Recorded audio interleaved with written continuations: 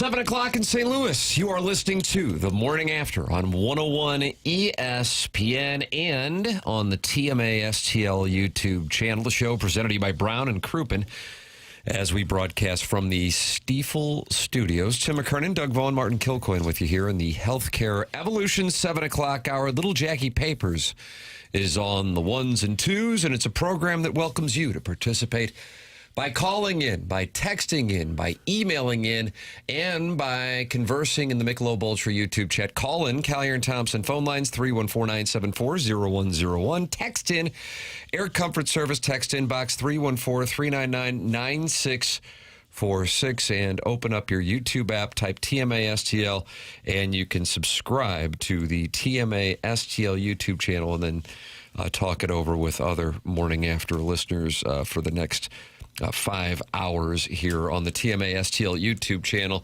Doug, you've been charged with the Lifetime Roofing lead. That's Dustin McClendon's business. He's online at lifetimeroofingstl.com. And he says, well, we want Doug to kind of set the course for the show. He doesn't trust me. He doesn't trust Martin. He doesn't trust Jackson. Jackson's Polos Plus dossier has a breakdown for all 12 segments of the Knicks and Spurs. Geez. They played last night. So do you want to start with that? Would you rather get ready for this Louisville game? What do you want to do? No, your lead is the St. Louis Baseball Cardinals again. You know, the NBA, I got a nibble there, but no, the big fish is still the St. Louis Cardinals in this town with a nice little W last night and what I thought was kind of an important game. Coming off... 2 out of 3 over the Cubs. You kind of got the fan base re-engaged. And then you're looking at possibly getting swept by the Rangers. I think that would have been a bad thing. And they bounced back nicely last night. Got a good start from Palante. Got some key hits. Got some big 2-out hits. And back on the winning track. I think the Cardinals are your lead. 5-3 winners. Almost called Papers at the last minute to go to the game. Excuse me, we were going to the game. My wife couldn't go last minute. I thought, well, Jackson maybe would go with us. Realizing later NBA at the same time, what would you have said?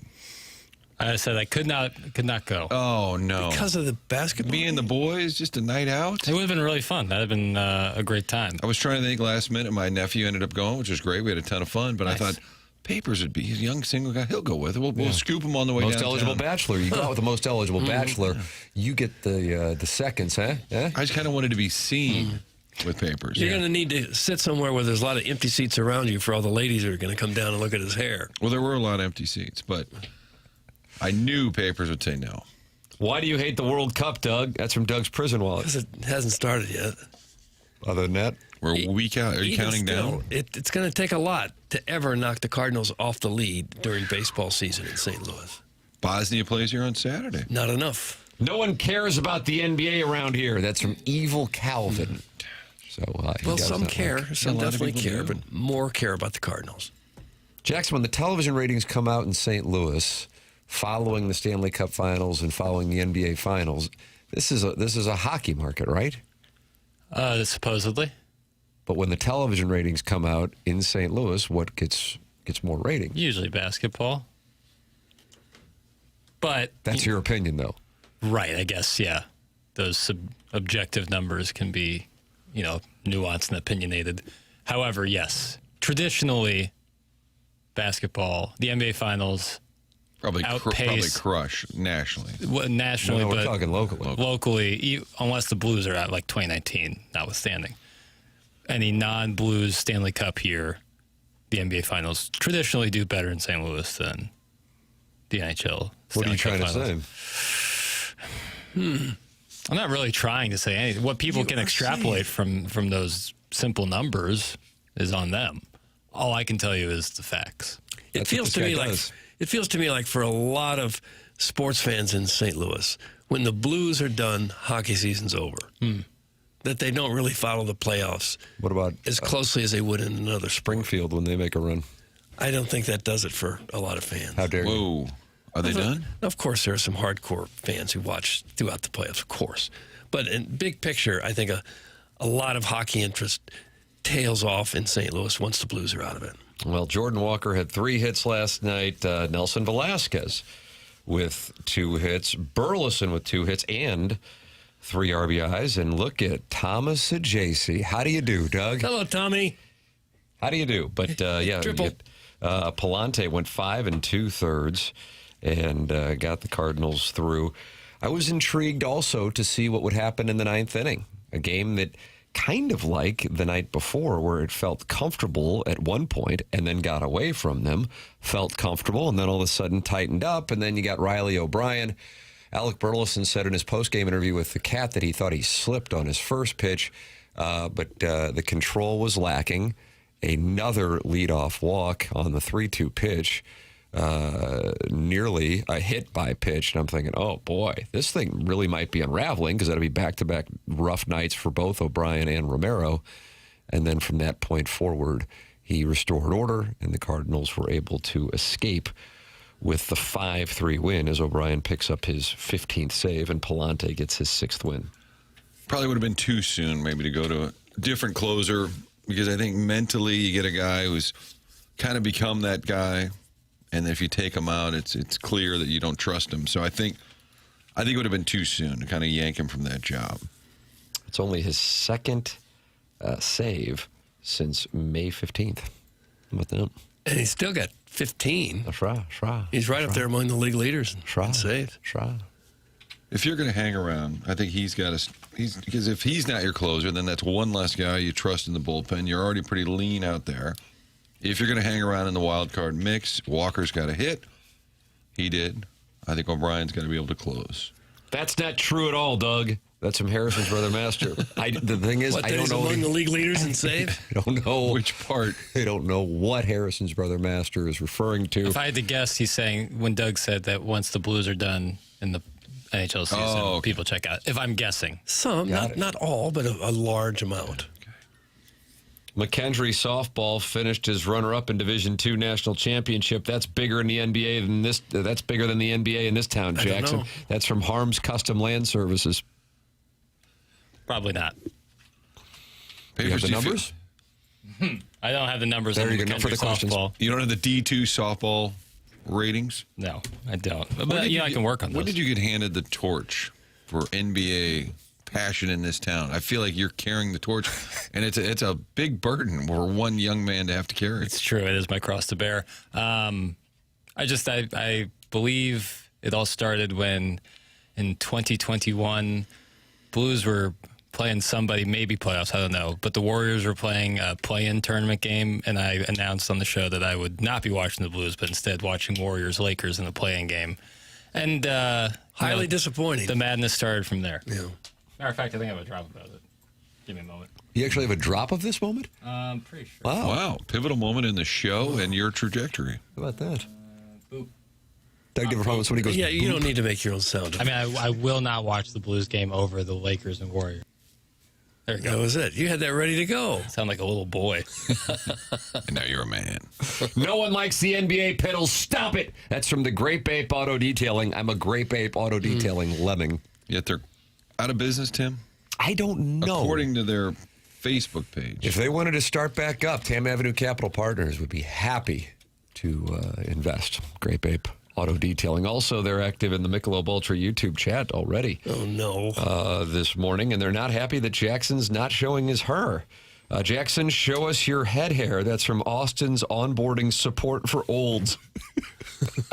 Woke up hair a little out there, and I was just like, I'm going to throw a hat on. It's been the first time, but usually the last week and a half, I've just been letting it fly. Yeah, as you should. Yeah, and happy to do so. But today I was just like, it wasn't working for me, and I was like, all right, throw the hat on. Not that the hair isn't feeling good still, but styling wise, it just wasn't working. So, but it had been kind of a festival of follicles. Yes, festival. It is a festival. Thank you, Doug. Hey, Papers. Yo. Hey, Papers. You notice this new lid I'm wearing? Fire. It rope is. hat. Nice. This is new from the great people at Polos Plus, sponsor of the dossier. They have diversified. I also have, Doug, the Navy Caps on the Road shirt. Take a look at it. Oh, Take a look at it. Doug, it's the... who's on the horse there? Is that you? Should be, but I am actually side saddle.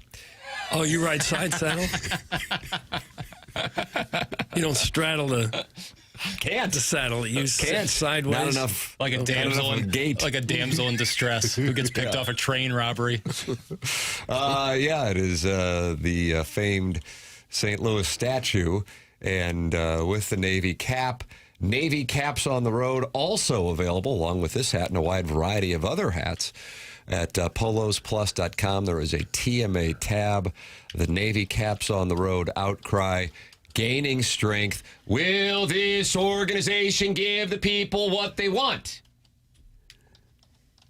When the Cardinals head out on the road after the Reds come to town. Polos Plus is the sponsor of the dossier, and they can put your company's logo or your team's logo on high-quality brands, whether it be hats, whether it be T-shirts, and, of course, polos, quarter zips, you name it, they can do it. It's polosplus.com, in business in St. Louis for 3 decades. That's Corey Lawson operating the business. Andrew Hubbard, longtime TMA listener and media buyer.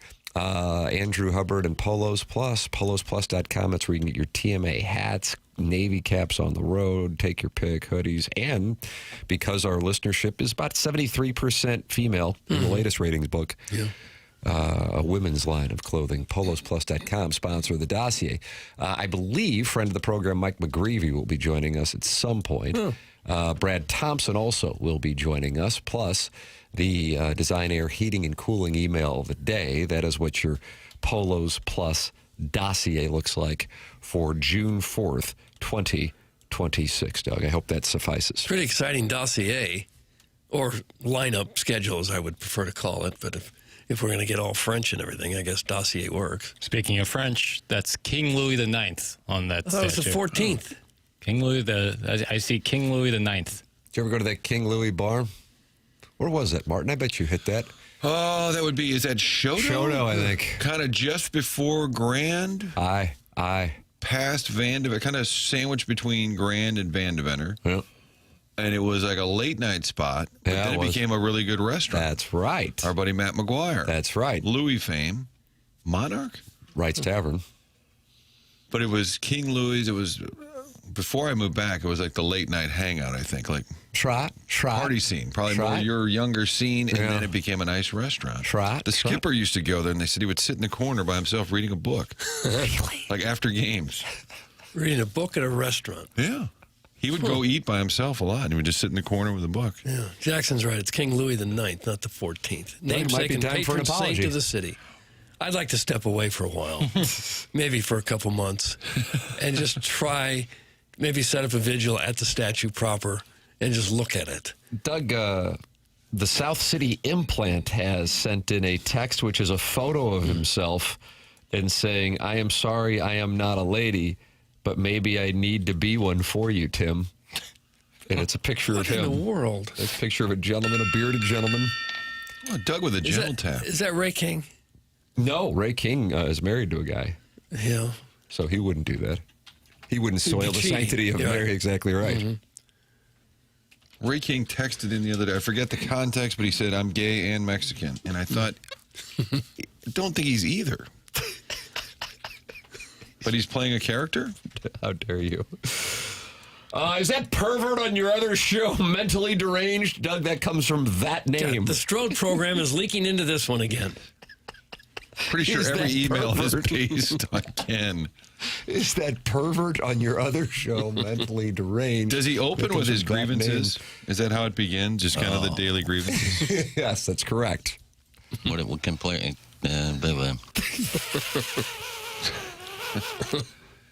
Tim, I've been doing some vetting over here. What do we got going The Grape Ape Auto Detailing Yes. Services, which text this show by that name, September 29th, 2024. Bittersweet announcement time. Greg, the Grape Ape himself, switching gears to a new full-time career. While this is very exciting, it also means Grape Ape Auto Detailing is shutting down. So there you have it. The official announcement. Now, Sorry, time is out. if Greg would like to start it back up, the Tam Avenue Capital Partners are standing by. We're probably going to double our bankroll, honestly, with taking the over on the Cubs and A's tonight. So if anybody's interested in riding with me on that, or just cheering against it because it's something I advocate. So you can text it at 7:01 tomorrow how it didn't hit. That's up to you. I don't care, but now you're going to be paying attention to it. Isn't it magical? Isn't it? Look at the little puppet strings. Oh, my hands are so tiny, but I still have old puppet strings. Yes, Great Bay Auto Detailing. I'm on board. Look, let's start this back up. They're a great text inbox, but they told Jackson that nobody cares about the NBA. Did they really? Greg, the Grape Ape himself. That's right.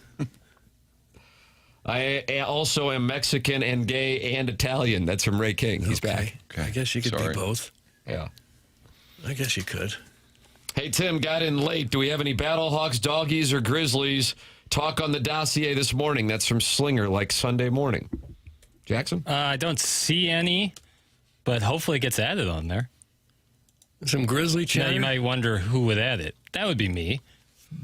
But, I got to just find it. So You're looking stay for... tuned. Don't switch your radio. Because as soon as you do... Don't touch that dial. Yeah, as soon as you do, we'll start, we'll call up a storm. Call up a storm. Grizzlies. Real Pats are stupid. That's from Eric in the Central West End. Of course, it's something that people enjoy, so he has to hate it. Can you do a little spin for me there, Tim? I'm trying to see what that... Spin, see what the back of that cap Notice is saying. that I have D-cup cleavage on my back? Ooh, snapback. Time in prison? Oh, yeah, look at that I full board. love this hat. Yeah, it's really mesh back. I love cool in the summer. this hat. Thank you, Andrew Hubbard. Really nice. I mean, his Full design marks. team. Yeah. Full marks. We got a bunch of them, too. Imperial hats. What is this, Richardson, Doug? Is that what this is? I don't know. It's Quentin Richardson. Logo's a little smaller, like a little smaller logo. Yeah, it doesn't need to be in your face. And then he's working on some after the morning after stuff, too. So, yeah, it's all at polosplus.com. Cardinals with the win last night. Doug said that he thought it was an important one. I would agree with that. Here is what Ali Marmol had to say, because a lot of it was two-out clutch hitting. Yeah, they moved it forward today. A lot of contact, good approach. I liked what we saw out of those guys. And then some big knocks with 2 outs as well. Nelly had one, Burley had one, so JC as well. But overall, I felt like we executed well tonight. When you look at teams that are hard to game plan against, and we talked about this a little bit this afternoon, it's those guys that, man, they just find a way to get on. They're just a pesky at bat. They're not going to swing and miss a whole lot, and then just the ability to put pressure on the bases. So we were able to do that tonight. Base knock. Dropped Burleson down to the 5th spot, and he drove in 3 runs. I wonder if we'll see more of that. Lineup looks better when my guy Nelson's in there. Sorry. Yeah, man. I don't know He's what that's had about. What the hell is that about? Well, he's had 3 starts, and he's 2 for 3, 1 for 4, 2 for 3. He seems to be a decent hitter. Can we don't have a lot of depth in that lineup. Can we just give him a little bit of a run? I don't know. Maybe it'll be nothing, but can we give him a little bit of a run? At least while he's hot, keep him in there. How about this outfield tomorrow night? Hear me out, huh? Of course, Jordan Walker and right. Who's going to play center? Lars Nootbaar will be back, Doug. Didn't Ollie say that they're not trying to play Newton center? Oh, is that right? I thought that on Gas House Gang in KMOX, he was talking about, probably not at the beginning. Is that something we discussed on the show? I don't believe so. I had not heard that. I could be off on that. I didn't mean to interrupt. Please continue. Well, no, you're part of the show. You ruined the flow of that little segment. Right. You ruined our premise. Well, I was right there with Tim. Going, okay, I agree, okay. but I don't know how if Newt's not in center, how is that going to work? Well, that's where I was going to. Walker, Nootbaar, Velasquez. There's your outfield. That sounds a lot better than what it's been. Oh, God. No offense to Brian Torres or any of the other left fielders. Let me see. I'm going to go look up. I'll be in the lab for a second. You're going to take some time away? I just can't believe- Weatherholt win, and then Blaze Jordan can be added to the 50-man roster, Doug, because Matt Pichard went back to the Marlins yesterday. He did. 40 men's got a spot open. Blaze Jordan comes on up.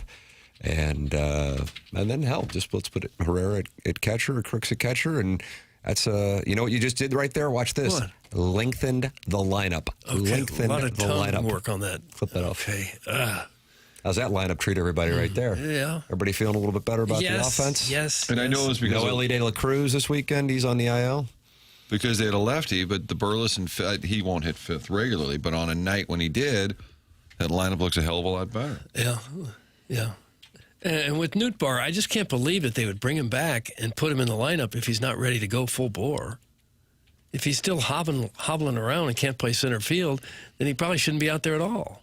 He played left yesterday in Memphis. By the way, I don't think I've talked this much Memphis baseball in the show's years leading up to this, but there are so many guys raking. Nootbaar yesterday started in left for Memphis and hit a home run, his second home run, in going 2 for 5 with 4 RBIs. Also of note, Baez, 3 for 4. He also went yard, hitting his 17th home run. 3 for 4, 3 RBIs, 4 runs scored, a walk, and his 17th home run. Blaze Jordan went 1 for 5 with 2 RBIs and a walk. So there are answers down I-55 way. Baez has 7 hits in the last 2 games. And meanwhile, Cardinals' Victor Scott 0 for 4 last night. Nolan Goldman 0 for 4. So those guys 0 for 8, and you've got 2 guys who play those positions tearing it up at AAA. Bottom 3 in the lineup, Gorman, 204. Sajaci, good night, but overall, 184. Vic Scott, 188. That's the bottom 3. Yeah, that's rough. Especially when the 2 of those positions, third base and center field, are supposed to be offensive positions. You're supposed to get something from that. Memphis is legit fun to watch. I get MILB TV through my MLB package, and we'll toss them on when the Cardinals are off. Doug, that's from Jugs. He's over in D.C. Okay. I don't believe I've seen a Memphis game in a while. They rake. Yesterday they won their game, Doug, comfortably 18-4, and they are 36-23 and in first place in their division. They rake. Yeah. You wonder what kind of pitching they're facing. It must be pretty good. City of Memphis is a dump, Tim. That's from the Big Show. Oh. Not sure we were talking about that. Memphis. If that's the case, then these guys are probably anxious to get out of there. What about Zach Randolph? Oh, well, there's really no explaining that one. But think about it. Tim, hat design idea. Replace the TMA logo with a pineapple, a $sign, and a Navy cap. That would sum up the whole show. That's from the Swing Haven board member. The pineapple signifies that you're a swinger. Is that correct? I think that's a dated reference, but I feel like maybe Jackson had a link about what the new thing is. On what? Oh, You still in the lab? Yeah. How's the lab going? You want me to just It wasn't text Tom necessarily- Ackerman and ask We him? need to It get him a wasn't- white lab It coat. wasn't necessarily Ollie saying it. It was Bernie Miklasz saying that he does not believe that they would put Lars Nootbaar in center coming off the double heel surgery, that's not something they want to do. My apologies. Ollie Marmol said it. So Ollie Marmol did not say it. No, he Got it. was more talking about Ollie was more talking about the timing of when they brought everybody up, given that Church and Nootbaar were hurt. Got it. My apologies. What's the new thing? What's up? We ask you this because we What's the figured you had an new area thing? of expertise. The pineapple is no longer the symbol for We swingers. went from Ooh, center I did field not. talk I was unaware. Yeah, there's something new. Maybe that Swing Haven board member or the chairman of the National Swingers Convention can let us know. You can call in 314-974-0101. Collier and Thompson phone lines. Air Comfort Service text inbox 314-399-9646. And, of course, open up your YouTube app, type TMASTL in there, and you're talking it over with Dr. Xander Malenthrop and 199 folks in their Doug 6,940 subscribers. So you are starting to close in on Very that close. 7,000 subscriber benchmark for the gold bullion. Dr. Xander Malenthrop says, I was at the game last night. There were some tarps off business. Childhood obesity is rampant. It's Dr. Xander Malenthrop addressing childhood obesity. He's just now noticing it? They featured a younger fellow a bunch on the Jumbotron who was tarps off, and then he was twerking quite a bit, and they showed it. Twerking? Oh, did they hang with it? Is that what when you stick your butt out backwards? Oh, Yeah. Is that what you call that? Yeah. No, you're right. I mean, there was nobody else involved. Does that make it non-twerking? No, twerking. You can want me to be show you? It was a solo little boy. dance. if you could. Little yeah. boy had his I rear really don't know what end you're talking about. facing the camera, and he just kept fake grinding the camera, and they kept going back to him. It was entertaining. Yeah. God, the Wizard. I ran into the Wizard. I'm like, On a home run by the Wizard. he must be at almost every game. It's unbelievable. I know he does some ambassador type. What was the work Wizard with it. doing? We were getting on the elevator, and he gets off. Hey, what's up? And I love the fact my 9-year-old grandson, Holden, knows who Ozzie Smith is. Nice. He gets that that's a big deal. I love that in this town. Yeah. Saw your guy, Vance Slyke. Number 18? Yeah. What do you have to say? Just a brief hello and aside. And I realized, I think about a year ago, I tried to have him as a surprise guest, and I realized he never wrote back. I'm like, No. I have to revisit. And then when Doug says, can I get initials? And when I say AVS, it might give it away. That'd give away. Right. Let's see here. He's a great Cardinal analyst. He just has no You know what? filter. He just lets it out. Sitting near him, and I could tell that he pays close attention. Yeah. He's not just glad-handing. He's actually watching every pitch.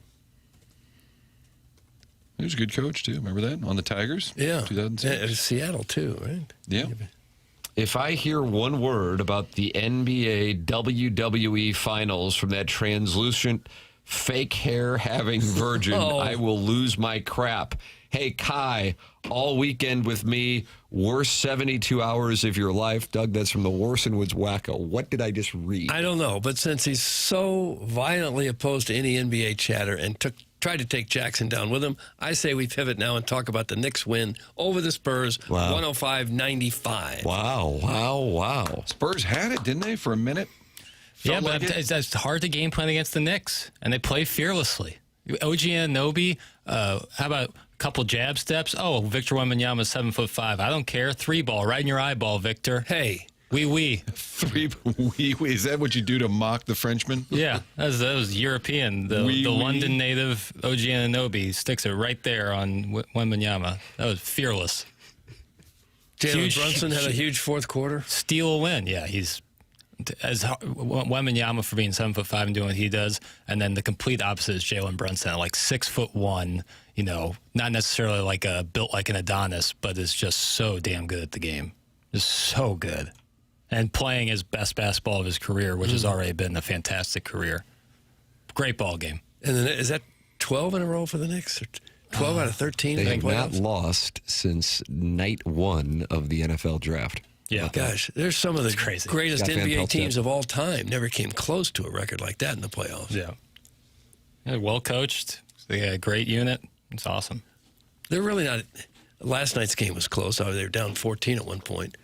But most of their playoff games haven't even been close. They've been smoking teams, yeah. Jalen Brunson's hair is so stupid I can't watch it. That's from Eric in the Central West End. The text above it says, Andy Van Slyke has a hell of a body. He is a smoke show for his age. That's Eric in the Central West End. Can't stay on task and talk about any legitimate sports without getting sidetracked. Enough with the NBA Finals. Talk sports! It's from the unknown DJ. All right, that's enough NBA talk. That's from the Big Show.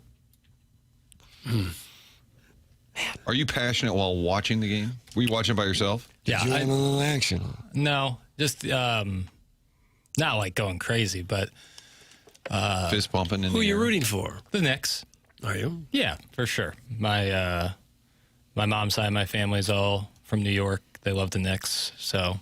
That town's going to lose its mind if they win. Plus, you know, both Martin and the three of us on the dais have college rooting interests. Jordan Clarkson of the Missouri Tigers on the New York Knicks. He And got shut out last night. Tyler Kolek of Marquette, also on the Knicks. Good call, buddy. Yeah. Not that I dislike the Spurs at all. And Victor Wembanyama is awesome. You to hate the watch. French? No, I don't hate the French. We, you said. Yeah, I think I'm going to put in a little future play on France to win the World Cup. Wow. Based on what? Parlez-vous français? They won in 2018. They went to the final in 2022. They're still got the same kind of young core. Pretty damn good. I think you go. Spain is the favorite. Does that Yeah, sound that's right? correct. Spain Yamin is the Yamal. favorite. Last time for them, 2010. And where's the U.S. ranked in the... They're about 13, 14-ish, it seems. Yeah. So for them to get to the quarters, which would be top 8, that would be a high water mark there. Doug, who's the defending champ? You know this. Oh, yeah, that team that won it all last time. You know. You know they've got that superstar player from Inter Miami. Oh, yeah, Messi. Who did he play for? Argentina? There you go. Yeah, don't cry for me. Yeah, there you go. And But if you look at the favorites, it's all the usual suspects. But what a moment it will be, just like in Lake Placid in 1980 when the United States stuns the world and lifts the World Cup. Oh, Doug, what a moment it will be. As I'm looking at the schedule, I guess this is right. The U.S. plays Paraguay next Friday. That's right. First game. Yes, Those sir. are from 2 Fridays. June 12th. No, it'd be next A Friday. week from Next Friday. tomorrow. And then they play again on the 19th. A lot God. of buildup. We'll have a lot of opportunity to get you ready. Got to get out of the group stage, Doug. Yeah. That's the minimum. I hope they're not in the group of death. No. Watch out for Turkey. Who do they have? They're in the group with the U.S. Okay. But I mean, the players. Well, Who's on if- that Turkey squad that impresses you so much? What am I, Bill McDermott? He would know. He probably would know. I don't think there's a person on the planet that knows more about one subject than he does Yeah. about soccer. He's a doctor of soccer. It's unbelievable. Doug, it's pronounced Argentina. Have some culture. That's from Big Blonde Okay, Dan. stop it, Dan. Argentina. No, I'm not speaking Spanish.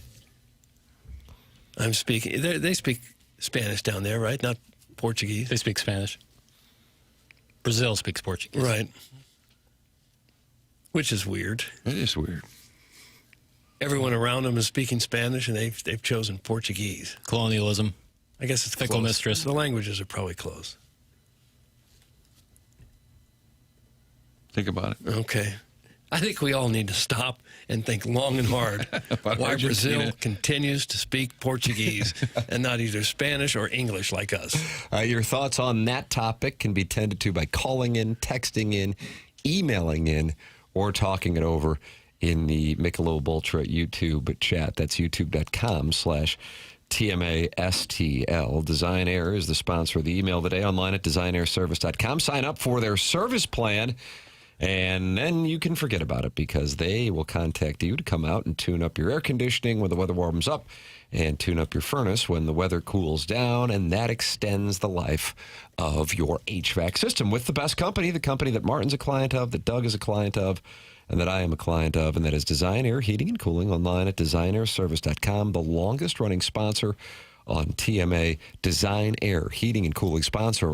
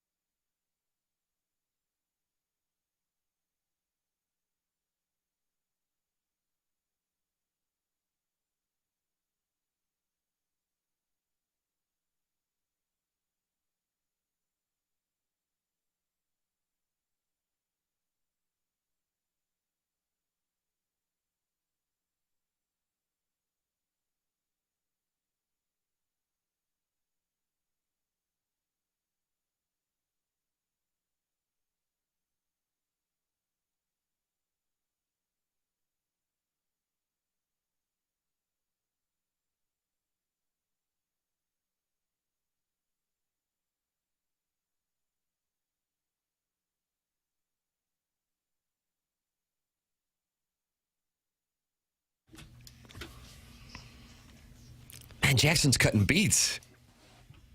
Beats by papers.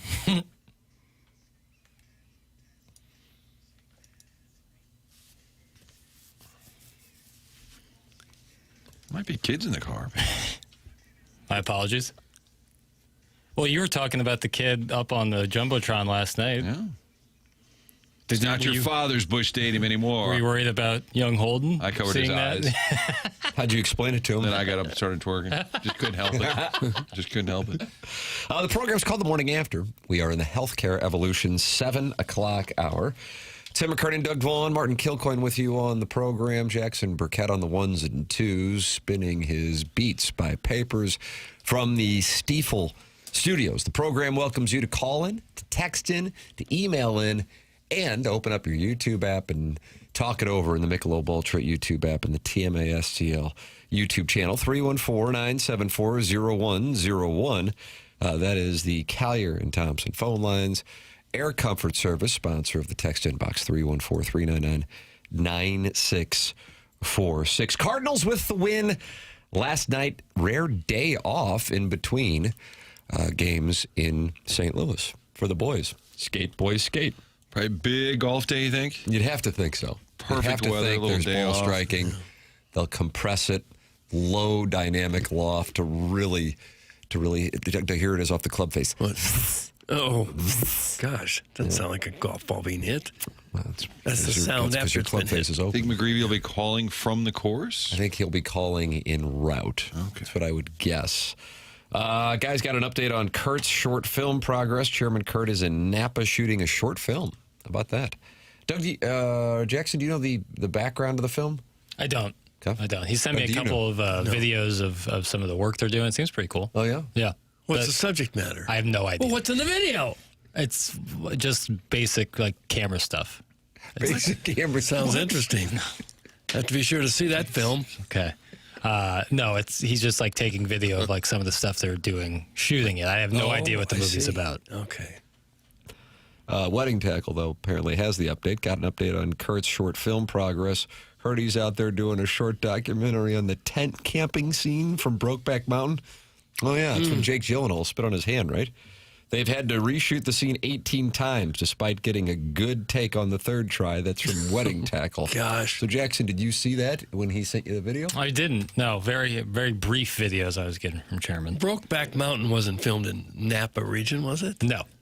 Where was it filmed? I don't know exactly. Probably Wyoming, Why do you say that? just based on the landscape. Well, this guy knows his landscapes. You know, Wyoming landscape as opposed to like California mountain landscape. I imagine it's cheaper to shoot.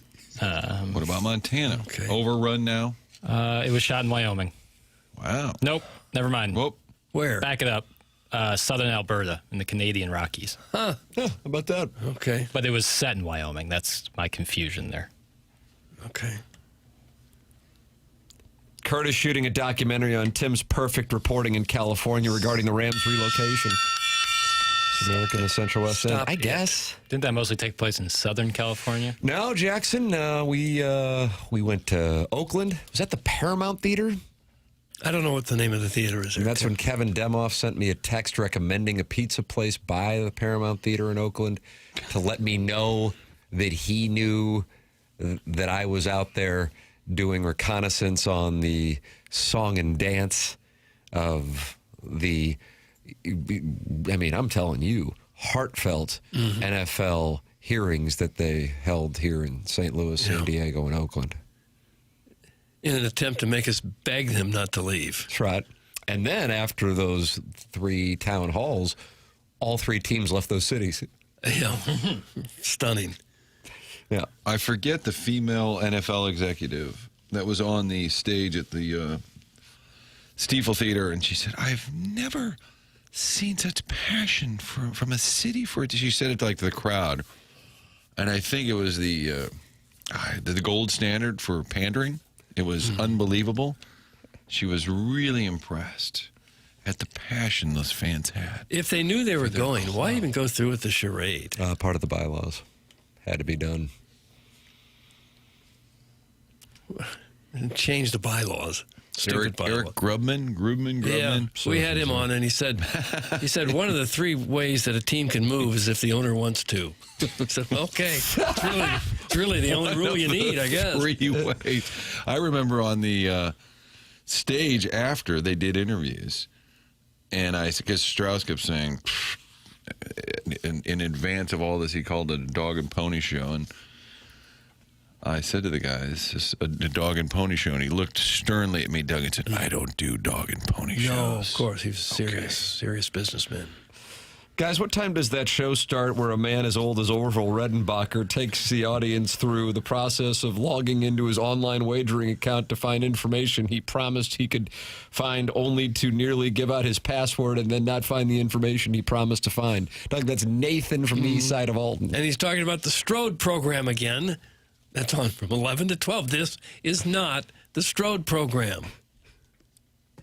It's on 11. How's Iggs doing?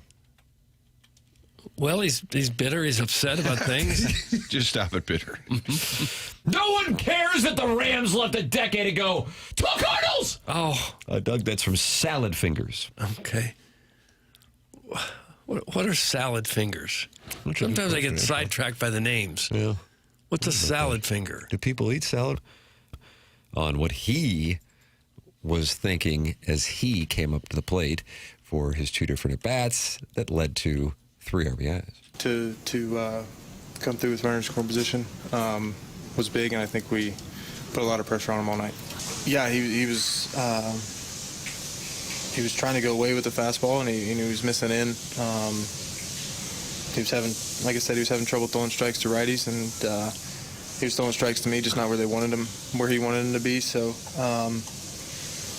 yeah, I got to 2 strikes pretty early in the first at bat, and honestly, wasn't thinking fastball in, and was able to get just enough of it to get in the outfield, and then, I knew at some point I would get a spin ball, so I was waiting for that one, and was able to put a good swing on it. Tim, you think that's a shower running in the background, or are they making bacon? Just kind of heard a little I'm going to go shower. Probably not making bacon after the game. Like Michael Scott cooking in the George Foreman grill. Oh, And subsequently burns his foot. Spoiler. Burleson said he's just a hitter. You watch him at the way he knows when to slap it to left, when to pull it. Guy just hits. Walker's got better numbers so far, but I think Burleson is their most consistent hitter. I thought that was very encouraging that Walker had the 3 hits last night, because he had that stretch where he struck out 7 times in a row, and you're thinking, oh no, he's lost it. Well, he's back now. I think how you view him is a lot how you view this team this year. We can, here we go. Oh, well, it was nice while it lasted. And they're back. Even Palante, I got to say, kind of dismiss him. ERA's under 4 now. Yeah, he's become he pitched very well last night. He's become pretty reliable. he's a guy who they were high on going into the season, realizing it probably would sound ludicrous, I think, to a lot of Cardinal fans, but they were really impressed by him. And I'm not sure that he went into spring with a spot. A few guys certainly did. Liberatore, McGreevy, May had spots. They were obviously going to try what they were trying to do with Leahy, but I think it was a Fitz-Palante showdown of sorts, and Palante really impressed them. And then, of course, Fitz now dealing with coming back from surgery. But with that all said, they were impressed by him, and last night was a big outing. I mean, you're going up against three legit starters there. I realize they're not probably, all that familiar because how often do the Cardinals see the Rangers, but you remember Jacob deGrom, Cy Young winner, and with the Mets, and he was on in a major way Monday. Evaldi, super legit, and Mackenzie Gore, and they really should have won 2 out of 3 of those games. Palante had a rough year last season. He was 6-15 with an ERA of 5.31. But in his 3 previous years, he was a pretty good pitcher. 22, 23, 24, he was solid. And this year's been much more like those 3 than last year when he struggled. He's 27 now, so they could have, I imagine he fits into their long-term plans. Dustin May, probably not. And I wonder if May would be the guy that they would be looking to trade here if they get close to the deadline. Good Cash in old it. St. Louis sports guy. After one win, the team is quote-unquote back. What a level-headed approach. It's from the 314. I didn't say the team is back. I said Walker looked like he's back at the plate. If you don't get that from a 3-for-4 night where he hit the ball hard, I guess maybe he's not back. Are they ever happy? Not really. Let's see. Gus Chiggin's prospecting party is not happy. I remember when you duders. Oh, I don't know that term. Is that violate FCC regulations? No. try not to hurt our feelings. I think that's what Jeff Bridges' Lebowski said. You said you can call him No. dude, duder. Got it. But You're it's into the whole- spelled DOOT Yeah. in this email or text. Like bros. What's up, duders? Duderino, if you're into the whole brevity thing. I remember when you duders kept dogging Burley for being nothing better than a beer league softball player. Everyone lost their minds anytime he started. You don't know ball. That's from Gus Chiggin's prospecting party. Character. He's playing a character. Gus Chiggin's prospecting party's character? Right there, that was a moment you went too far. He went a little too far. He gave up his character right there? Unfortunately, yeah. Yeah. So when are you fools going to talk about next year when baseball's on strike? Is it going to be Mount Rushmore of fries every damn day? Okay. Some Lady Sonia's teacup. Leave us alone. Sounds pretty good. No one cares about nothing but the Battlehawks. Pack the dome on Sunday. Caw. That's from In DeBoer We Trust. Kalen DeBoer? Believe so. Good old damn Todd. Wasn't the coach of the San Jose Sharks during the hand pass? Wasn't he a DeBoer? He was. Pete DeBoer. He was the Oh, look at delightful you. Pete DeBoer. Look at you. Who always This guy knows wins- puck. Always wins a Game 7, that Pete DeBoer. Look it up. Really? Yeah. I think he... You can't do if that was being ironic or sarcastic. I don't know if I can't What? grasp that. Is that no, true? No, I'm being serious. That's, Oh, okay. He's known for winning Game 7. But didn't he lose the Game 7 I think- and pulled Ottinger last year too early, and then he lost his job? But he was known for his Game 7 resume. Let's see. No one No one. cares about the Battlehawks. Go Cardinals. That's from Salad Fingers, who is getting exhausted. And now he's typing in all caps. Yep. Which is annoying. Talk about the Bears moving to Springfield and becoming a dual market. St. Louis, Chicago Bears. That's from Defiance I Juicehead. don't know if it's a dual market. Eric in the Central West End says Kalen DeBoer has a great tan. We just can't keep it on the straight and narrow, can we? We just can't do it. Spelling or grammar level above first grade is a stretch for the TMA listener. That's from the Hunchback of Vaughn Hard Castle. to argue with that. So you are on board with that. Well, if you read some of these texts, yes, it's absolutely accurate. That In DeBoer We Trust guy needs nope.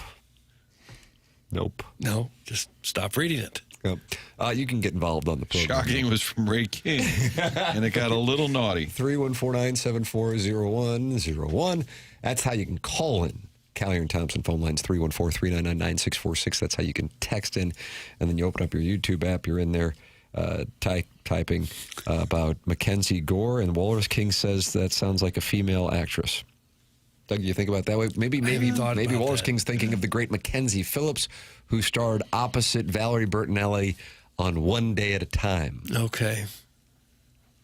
You'd have to think that's Bonnie I'm Franklin was really the thinking mom, that. but didn't do a whole lot other than that. Schneider was the handyman. Yeah, Doug? he was the super. Tool belt. Yeah. What was that actor's name? I don't know. He didn't do much after What's the name that, of the did he? show? One day at a time. One day at a time. Ba-ba-da-ba-ba-ba-da. Hunchback of Vaughn Castle says, I don't care about any St. Louis teams. I'm here for the smut. What kind of comment is that? accurate one. Jackie Papers is looking up One Day at a Time fun facts. Bonnie Franklin, Mackenzie Phillips, Pat Harrington Jr. Okay, that's it. He was Schneider. Yeah. Not much on the guy. No, I don't remember seeing him in anything else. Still alive? No. Probably not. No, died in 2016. Sorry to hear that. I can tell you're broken up. Yeah, I got nothing on this guy. I've never heard of him. Yeah, he's done. This was a show from the mid-'70s, correct? Okay. I don't know even much about Valerie Bertinelli. Married Eddie Van Halen. There we go. All right.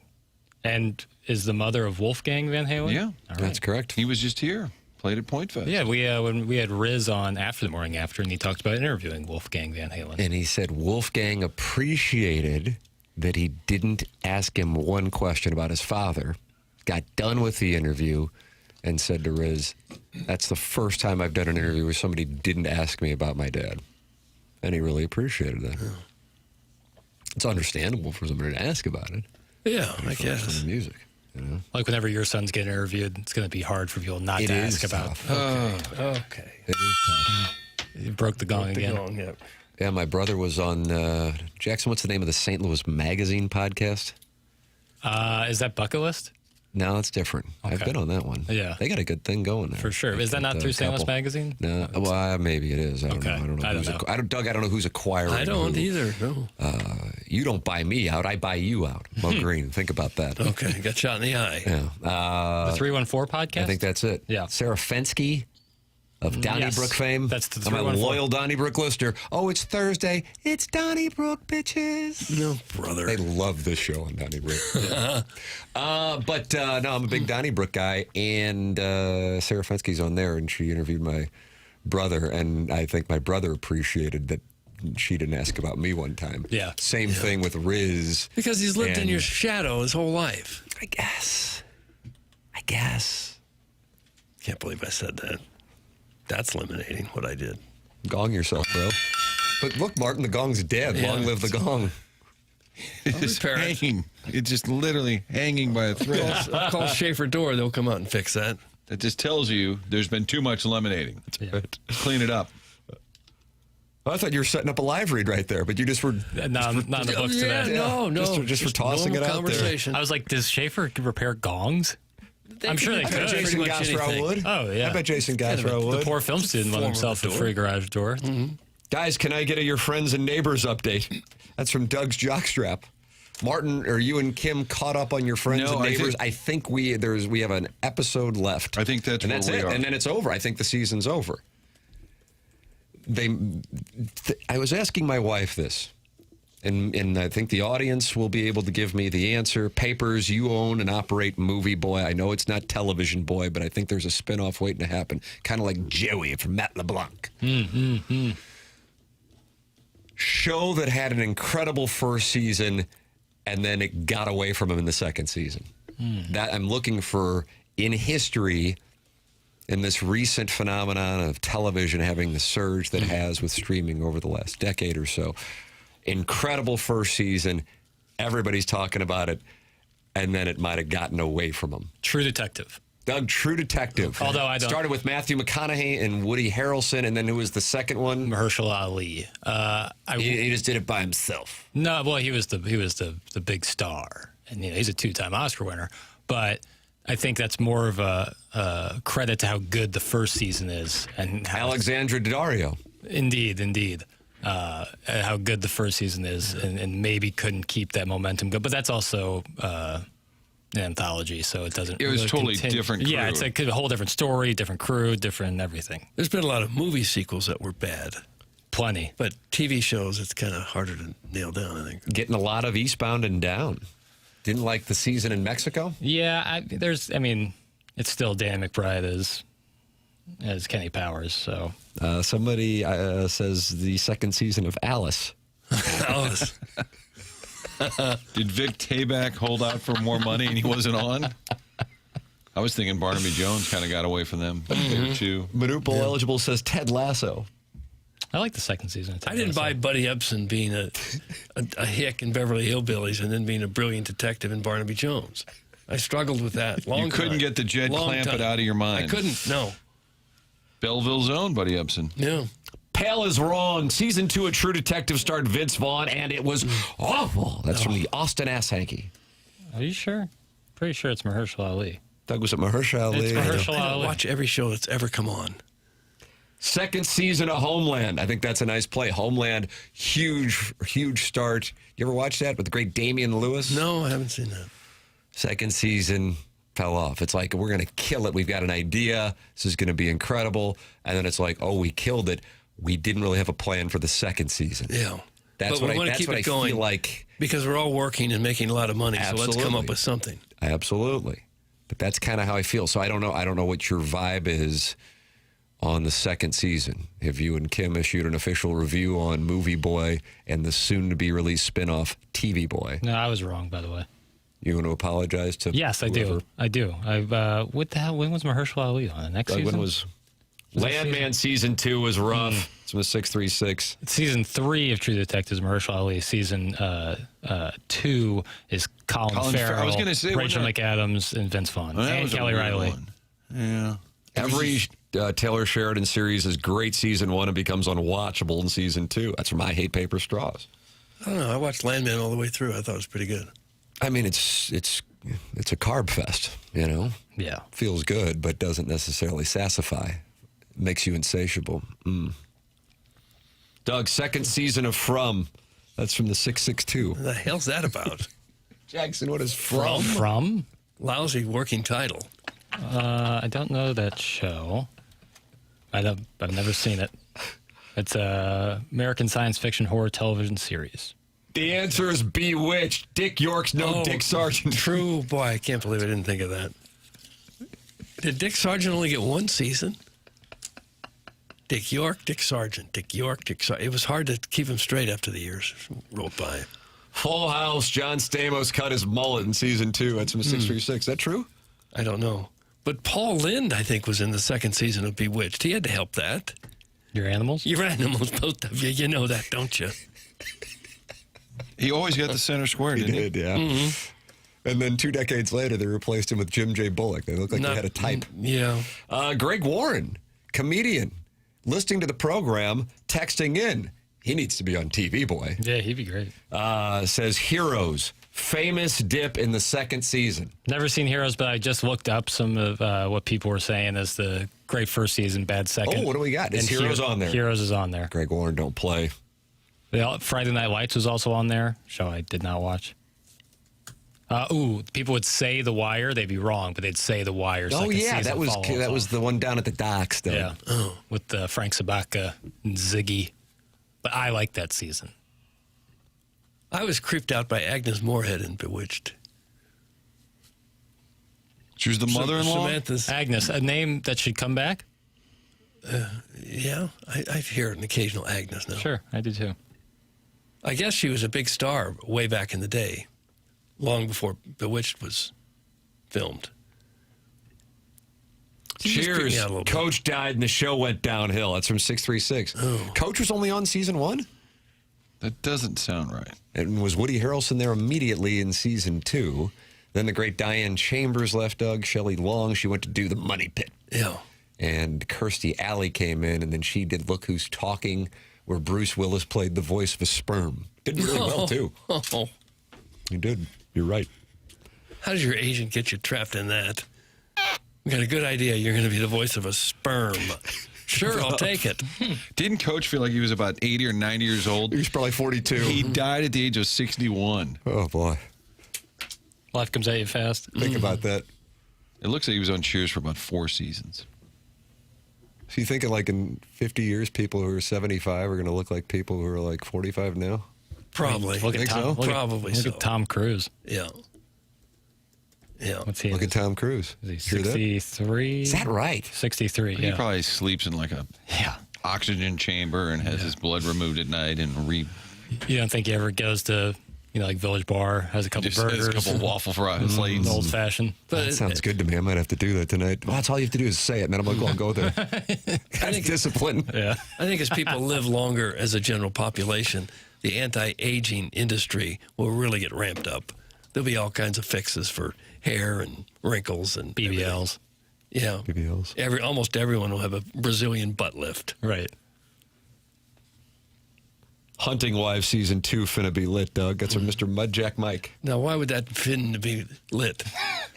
Jackson didn't finish the season. I got through one episode. You gotta be kidding me. Maybe 1 or 2. Brutal. Just not for, I should restate that. Just not for me. It's two attractive women hooking up. They could do 500 episodes. I'm in for every one of them. And I appreciate that about you. Thank you. That's you're a simple man with simple Meat and pleasures. potatoes. Yeah. Meat and potatoes A and lot of Sappos. potatoes. Heavy on the Lollipops in potatoes. your mouth. Hot butter on your ass. I beg your Sorry? pardon. I think I got to What talk was to that? HR. I think I got to talk to HR. What was that? You ever seen Philip Baker Hall in Boogie Nights? No, That was the Colonel. that's what he said. No, that was not the Colonel. The Colonel, much more dastardly. Much more dastardly, Martin. I think Philip Is Baker that, Hall. is that an adverb being used as an adjective? Do you have a problem? Yeah. I didn't think That it was is very bad. What it gets 8:03. I'm still. I'm like a diesel engine. You gotta let me warm up a little. Oh, where do you come up with these phrases? I'm folksy. You are folks. You ever started a diesel engine, especially in the cold weather? You gotta let it run a little. Yeah. When did you ever drive a diesel engine? Never. Here's your answer, Doug. I didn't think so. Never. Unless you got a big truck or a Mercedes that's a diesel. Some Mercedes are diesel. Used to be anyway. Really? Yeah. You ever drove diesel, Doug? How about A stick? Mercedes diesel. Oh, you did? Mm-hmm. Wow. Unrelatable.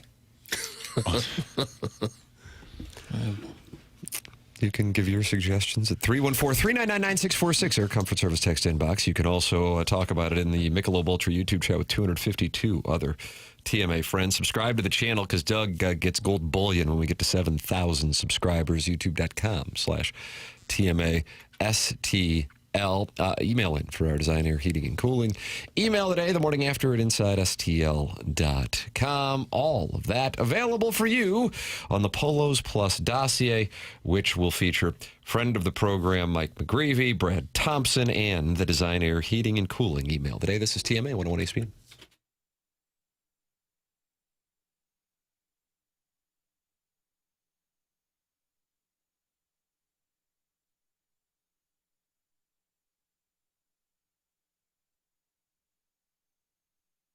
Michael's Bass. That's what they do. Bath renovations. That's it. That's it. Michael's Bass. It's owned by Michael. His daughter answers the phone. So you know, family-owned business. Been doing this for 30 years. All the reviews are 5-star. We had them come out. The kids' bathroom. What do we like to say on the show? It gotten away from us. It needed to hit the refresh button. They drew up a plan. Reasonably priced. Got it done. It looks absolutely beautiful. It's amazing what they can do. And when they come out and meet and talk about the plan, it's not a sales guy. It's a former installer, so they know exactly what they're talking about. And if you're hearing this, they'll come to you. The entire 101 ESPN listening audience, yep, they'll come to you. 636-775-0800.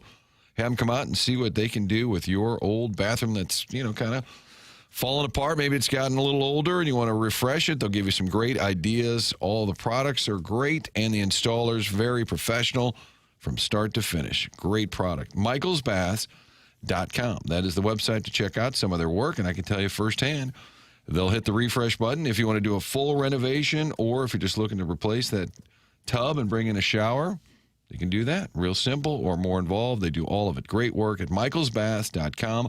Call and set up an appointment at 636-775-0800.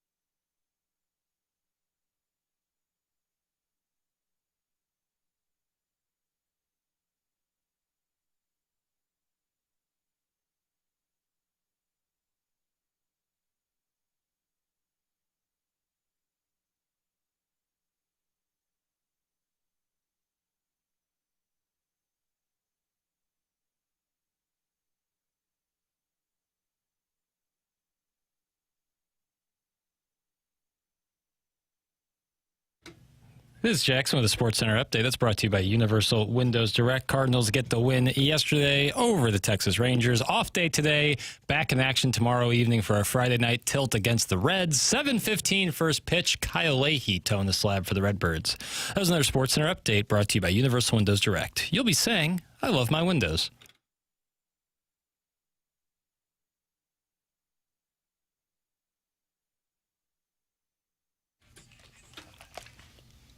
It's TMA 101 ESPN. We are in the Fisher Window and Door Store 8 o'clock hour here on the morning after 101 ESPN and the TMA STL YouTube channel.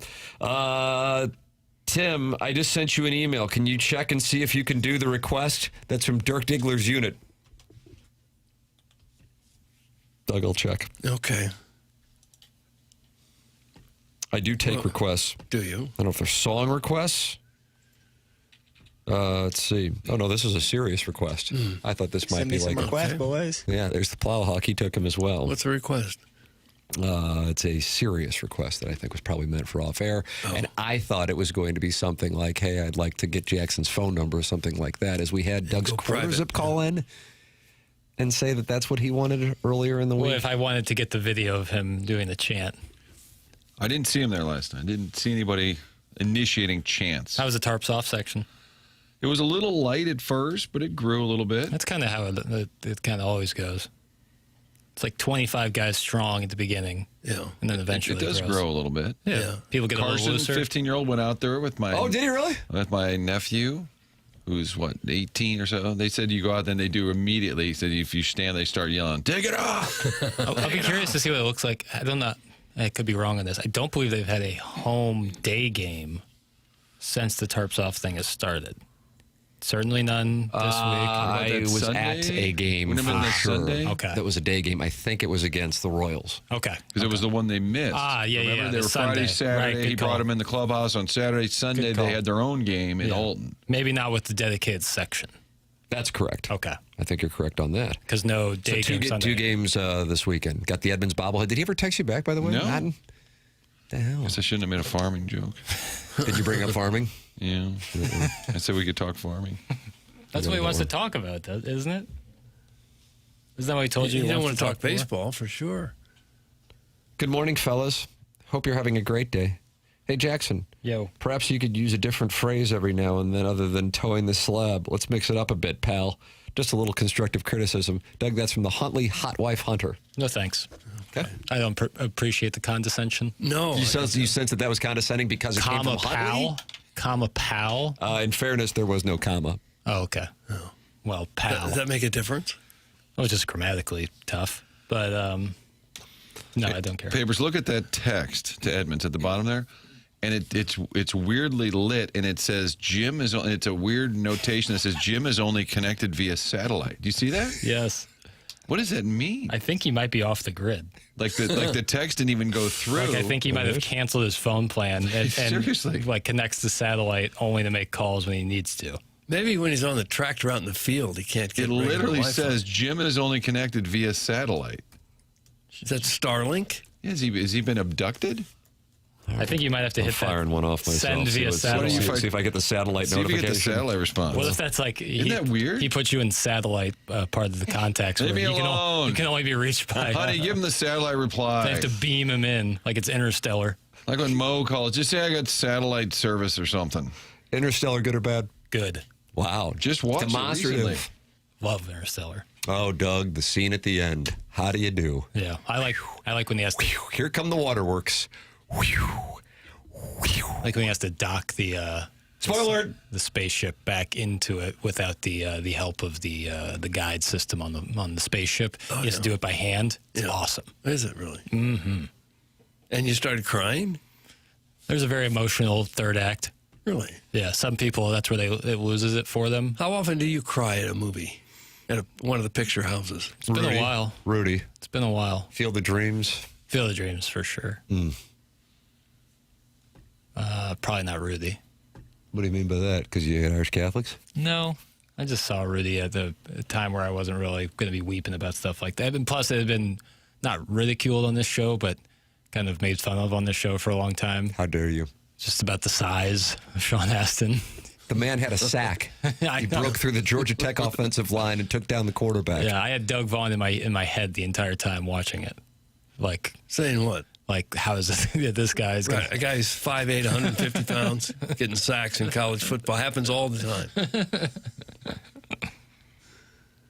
I'm not It sure. means I've he ever- blocked you, Martin. That's from Ollie doesn't know. No, block, it would go to green text. Yeah, I've never seen that. I have yet I to have see it. received a response. Oh, wow. Yeah, you're on satellite list, Okay. Martin. I asked if he's coming to town Saturday. The answer, no. Oh, come on, ball game. Even for his own bobblehead. Let's see. I didn't know I was supposed to. Suck it, Doug. Don't blame me. The boy's Does he- birthday does on he Friday. know We're going to be about- out of town. Does he know about the bobblehead? Didn't ask why. Yeah, I get it. Okay, so we won't see him. Are you aware they're giving away your bobblehead? Why is Martin getting satellite reply? Yeah, geez, that's tough. I've never seen that. They send you right to satellite. It's odd. It must be. I've never seen that I've before. never seen it. It must have been maybe a timing thing of when you texted it, for whatever reason. I don't know, but I've never seen that either. Either way, though, it's got a sting. You'll have to ask AI, maybe It says send ChatGPT via why you would get satellite. Hit that. See if you'll get a satellite response. Yeah, then that is a screaming tell. Yeah. What if he just writes back, what? Tim's bothering me too. Don't you guys have a show to do? Go to work. Well, said, hey, call on in. We always enjoy the nonsense. Doug, there's a pocket on 109 in Wildwood where that does that to my phone. It is because there is no connection. That's his Marsh's Collage program. Is that right? I thought Marsh's Collage program was set up in Storrs, Connecticut. Where's that Marsh's burner? I don't even know. I'm putting to the test. iPhones offer a new feature where you can text via satellite if you don't have phone service. That's from the 618. Okay, that's cool. For those in the rural community, which Okay. Jimmy Ballgame currently resides in. London Fletcher had sacks, and he was 5'8". That's from the 636. Oh, was he really 5'8"? I think he was bigger than that. Wasn't Not much. He was 5'9" listed, 5'10", 245. he? Yeah. That's different than 5'8", 150. I knew you'd come .com. back, Tim, because you promised your daddy likey equals tears. That's from Daddy Likey. Oh, for heaven's sakes. Here come the waterworks. Okay. I was trying to think if I've ever cried at a movie, and I don't think I have. Rudy. Because I'm an emotionless bobo. I don't think I ever have. Old Yeller was always the standard Yeah, maybe go-to, then as you a would kid. just say. You know. You ever see Old Yeller? Sure. Cry? No, Good? Bad? They shot him. that's good. Where the red fern grows, is that kind of similar? Sorry? That isn't there that book? It's kind of similar. To Old Yeller? Yeah. Where the red fern grows. I've never heard of that. Between Two Ferns? It's about a boy and his dogs. I don't know. I got nothing. Ted Lasso season 2, I remember crying. Not crying, but like a one tear. Oh, I was. One, just tear? one. Just Just like one. the Native American littering commercial. Very similar. I'm not going to spoil it, but there's a scene where Ted and Rebecca, who's played by Hannah Waddingham, share separate, very emotional traumas from their parents as young people, and they intercut it in between the two of them, and it's really, really well done, and it makes me sad. Doug tell him to pull himself up by the bootstraps. I did. That's one tear, and I was like, Just all right. the one. This is misty-eyed, I would say. I got Really? A misty-eyed. tear really came out. Misty-eyed. Okay. It's okay. Sure, it is. It's fine. It's important to let your emotions escape. You don't want to bottle all that up. Doug, didn't you cry during Grown Ups too? That's from Big Tuft. Yeah, I You cried. cried that you just spent money on it? Colossal waste of time. Holy smokes, was that hideous. Oh, Guys, I cry when Tim is gone in the Hamptons and away from the show. I love you, Tim. 720. stop that. We got listeners crying when you're not here. Dog-hating Jackson probably loved the ending of Old Yeller. Oh, That's from Hunchback of Von Castle. Not the case. I'm not a psychopath. I don't want animals to die. What about Marley and Me? That's from wild and west of Warren County. Yeah, that's a picture. I don't remember crying during it. Maybe I did. I saw it as a young kid. What about the Notebook? That's from the 314. How about that, Doug? Jimmy Garner and Gina Rollins. No, I don't believe I saw that one. It's the way all great love stories end. Everybody dying? Nah, spoiler alert. Oh, Romeo and Juliet certainly ends like that. yeah. What about My Dog Skip? Texted in here. Comedy drama? I don't remember that. Boy Got a Dog? Luke Wilson? Frankie Muniz? Was that Malcolm in the Middle? You got to be careful Boy watching Meets World? movies and series where a dog is an important character, because it's a cheap way to evoke emotion, just having the dog die. I don't find that terribly entertaining. Doug, what about E.T.? That's from Lee May Ace. Didn't cry during E.T., no. What about when E.T. went home and Elliot was like, Well, I was happy for the extraterrestrial. I just didn't cry about it. but I mean, E.T. Elliot was losing his buddy, so was little Gertie. Yeah. Gertie. What's wrong with that? Why you hating on Gertie? No, it's Agnes and Gertie, two names that need to come back. I had a Grandma Gert. See? Gertrude. Gertrude? Grandma Gert. It's a good name. Everybody called her Gert. It's a good name. Edmonds is going to call in about 20 minutes, he said. Well, tell him I'm sideways with him. You're I'm mad not, I'm about not the taking his satellite call. thing. You will not be. Yeah, I'll let him tell me what he has to say about the bobblehead. I don't know if he wanted it on God. me. Oh, God. Everything was going so well with us, the Seemed to Cardinals, be. this town, and all of this. I think it's going to take a turn. I'm not saying he's against it. I'm just not. I don't know what the awareness was. No, I mean, he gets a little distracted. Yeah, it's Jim. He's just got a lot going on, man. This whole sideways people stuff. Just trails off with words. When he called me on Easter Sunday a year ago, and Kim said, "Are you going to take this?" I said, "God, no." I said, "I must have said something stupid on the show." He's mad. And We'll work it out. And then I thought, it was Easter Sunday. It was like 9 a.m.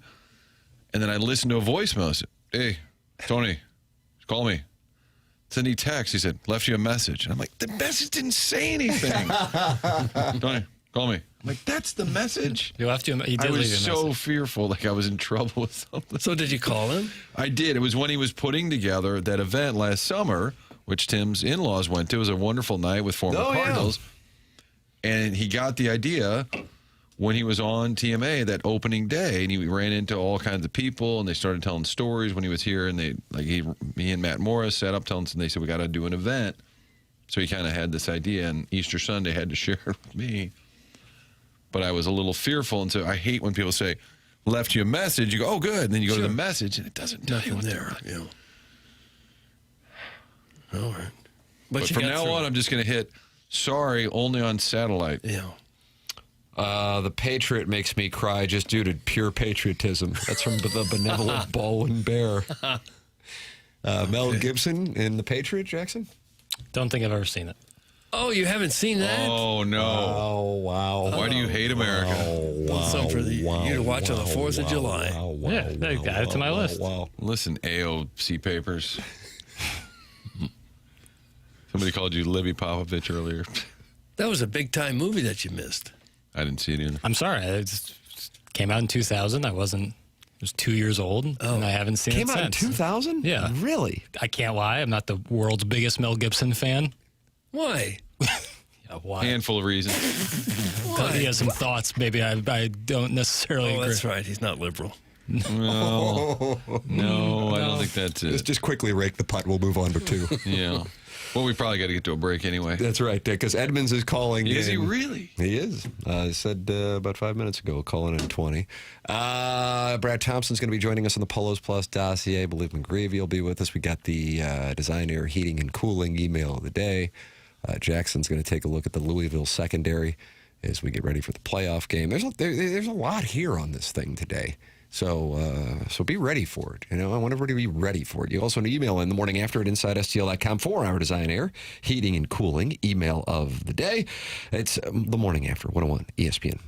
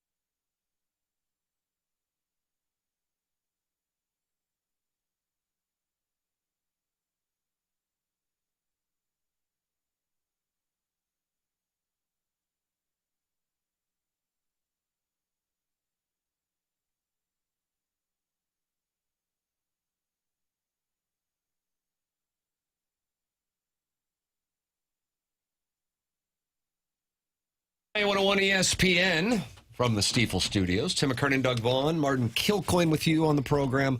Little Jackie Papers loved that Rascal Puff on the ones and twos.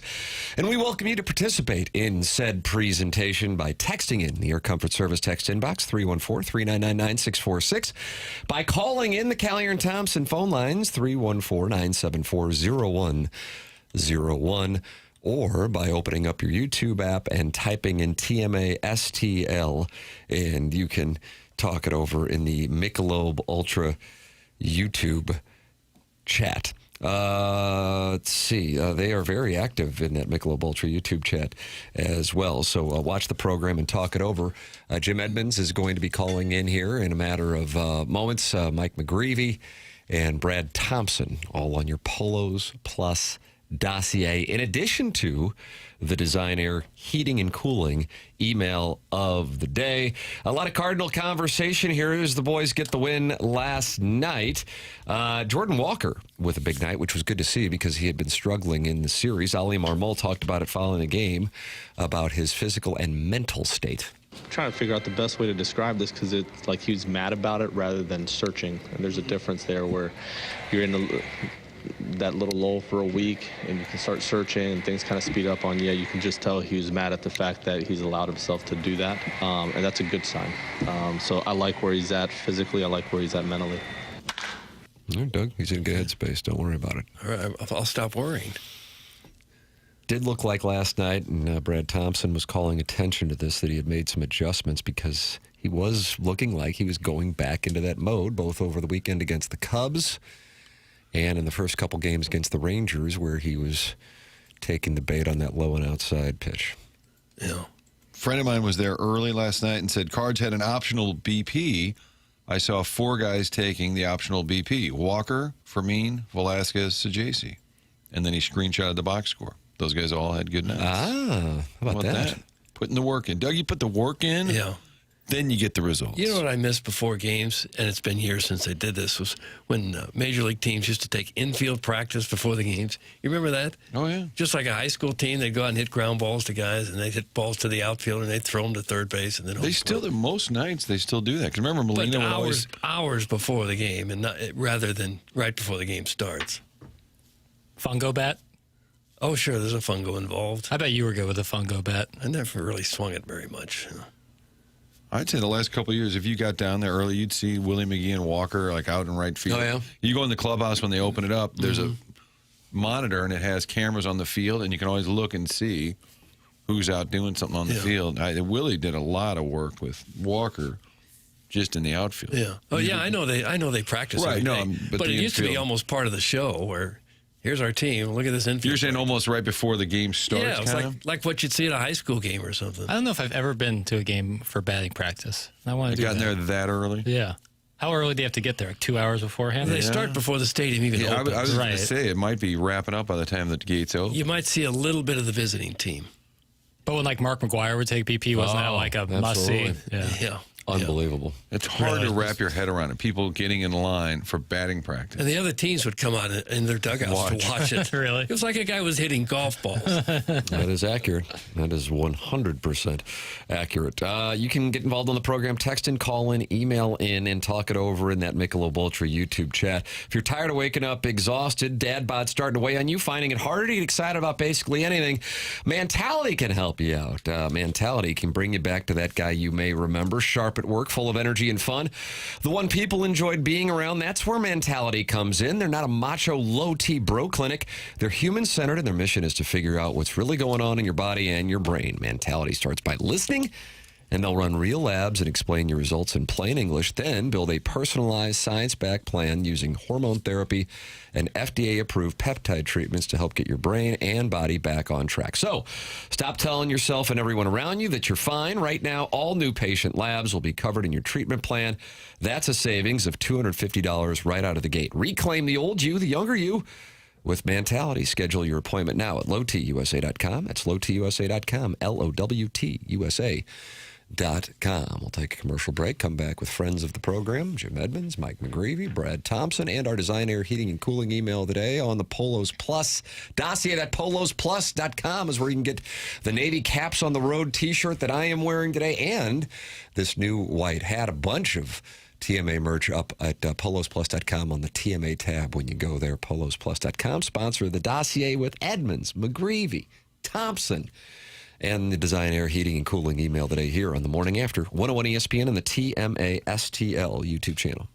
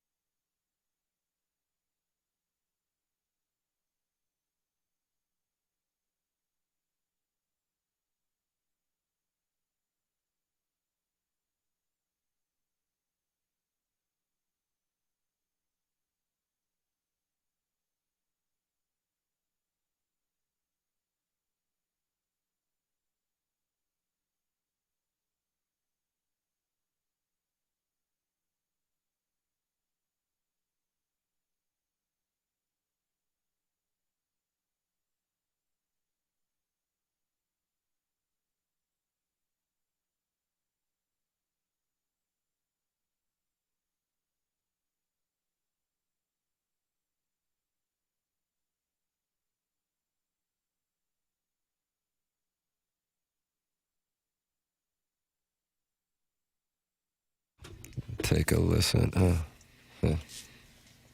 Take a listen.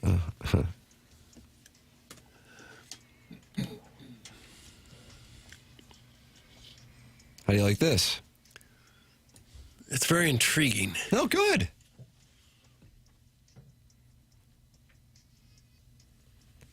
How about a shout out to Deschutes High School? Baseball plays for state tonight, and the girls' soccer plays in the Final Four tomorrow. Oh, do they? It's in the big show. Okay. I hadn't followed that as You got closely as I Duchesne should have. takes? Duchesne? Well, I know they got some good ball clubs, and I think if they can put it all together, they got a really good chance to win this baby. They got their school right by Lindenwood, correct? I believe it's I think so. Right there, that area. like kind of right off the same I think so. slab. Yeah. I don't know if it's on the same slab, but it's in St. Charles. I think it is. I think it's right off the same slab. Is it? Well, I think you have to make There's a slab out there? well, the main slab there in St. Charles. Slab? Main drag, whatever you want to call it. Okay. You don't get out there much, Doug? No, I used to every now and then go to Lindenwood for a sports story or two. Beautiful gym there at Lindenwood. Beautiful Really nice. campus. Yeah, really nice. Randomly, a Lou Brock statue outside the baseball field. You didn't go to Lindenwood? No, No. he lived in St. Charles for a long time, but I don't know why they have a Lou Brock. I mean, it's a wonderful idea. I love Lou. Friend of the show. Went to school with his grandchildren. Is that right? Yeah, very kind people. I think Lou Brock Jr. went to Ladue. His son. Yeah. Then he played in the NFL, right? Did he go to USC, I Doug? believe so. Trojans. What year was that, Doug? I don't know the you years. Also classmates with Chuck Berry's grandchildren. Doug, last night the Knicks went into San Antonio and just stole home court advantage from Wemby. And they were celebrating in New York City last night. Here is some fun with audio from an MSG reporter talking it over with this stuff. Knicks fans. Okay. We down here at 31st. One game. Let's go ballistic. Dolphins fans here with George the Sensei. George, you just watched your Knicks win the finals. How you feeling? I can't wait, man. The city's electric. I've been a Knicks fan since John started the dump, baby. And I can't wait. The city's been waiting for this. It's electric tonight. Number one is down. 3 more to go. Let's kill this. Let's kill this. It's up. It's up. Let's go, Knicks. Let's go, Knicks. Let's go, Knicks. Let's go, Knicks. Let's go, Knicks. Let's go, Knicks. Let's go, Knicks. Let's go, Knicks. Let's go, Knicks. Bill, back to you. Send it back to Bill. Question is, fellas, does he survive a 7-game series? Yes. He does? Yes. That was a sports reporter? Yeah, it's Alex Monango. Doug, is it a Nongo? Was that a radio show or a TV? Alexi TV show? Gondo pitched for the Rangers in 2011. He may have, yeah. That's a lot of intensity after one game. You steal home court advantage. Everyone's kind of saying, the Western Conference Finals are probably the NBA Finals, and Okay, that'll do it. Go Spurs. That's from Plowboy's Dwelling. I'm just not sure I've seen that level of celebration after game one of a series. Maybe it's been out there and it just hasn't been covered. when you're on a 53-year championship drought like the Knicks are, most of the people who are fans probably have never seen the championship in their lifetime. Don't get That's, distracted, though. But yeah, don't take your eye off the ball. How about the putting the Larry O'Brien Trophy back on the court for the NBA Finals last night? Oh, Doug. The fans have been clamoring for them to put the actual trophy on the court, like the logo of the trophy on the court. Yeah. They finally brought it back this year, and it looked great. Knicks fans are insufferable. They're the Webster Grovesians of the boroughs. That's from Shooter McGavin. It seemed like projecting. You think Webster Groves fans would respond in a similar fashion? Should the Statesman make a run? Another great gym, Webster Groves Gym. Roberts Gymnasium. Beautiful gym. Mm-hmm. Old school. Yeah, There I like was one. that. Love those old school I gyms. did too. A lot of folks said Lou Brock's wife was on the board at Lindenwood and that she may have gone there when it was an all-girls school back in the day. I don't know. But so Lou Brock's wife, but I still don't know how that leads to him getting a statue, but it's great.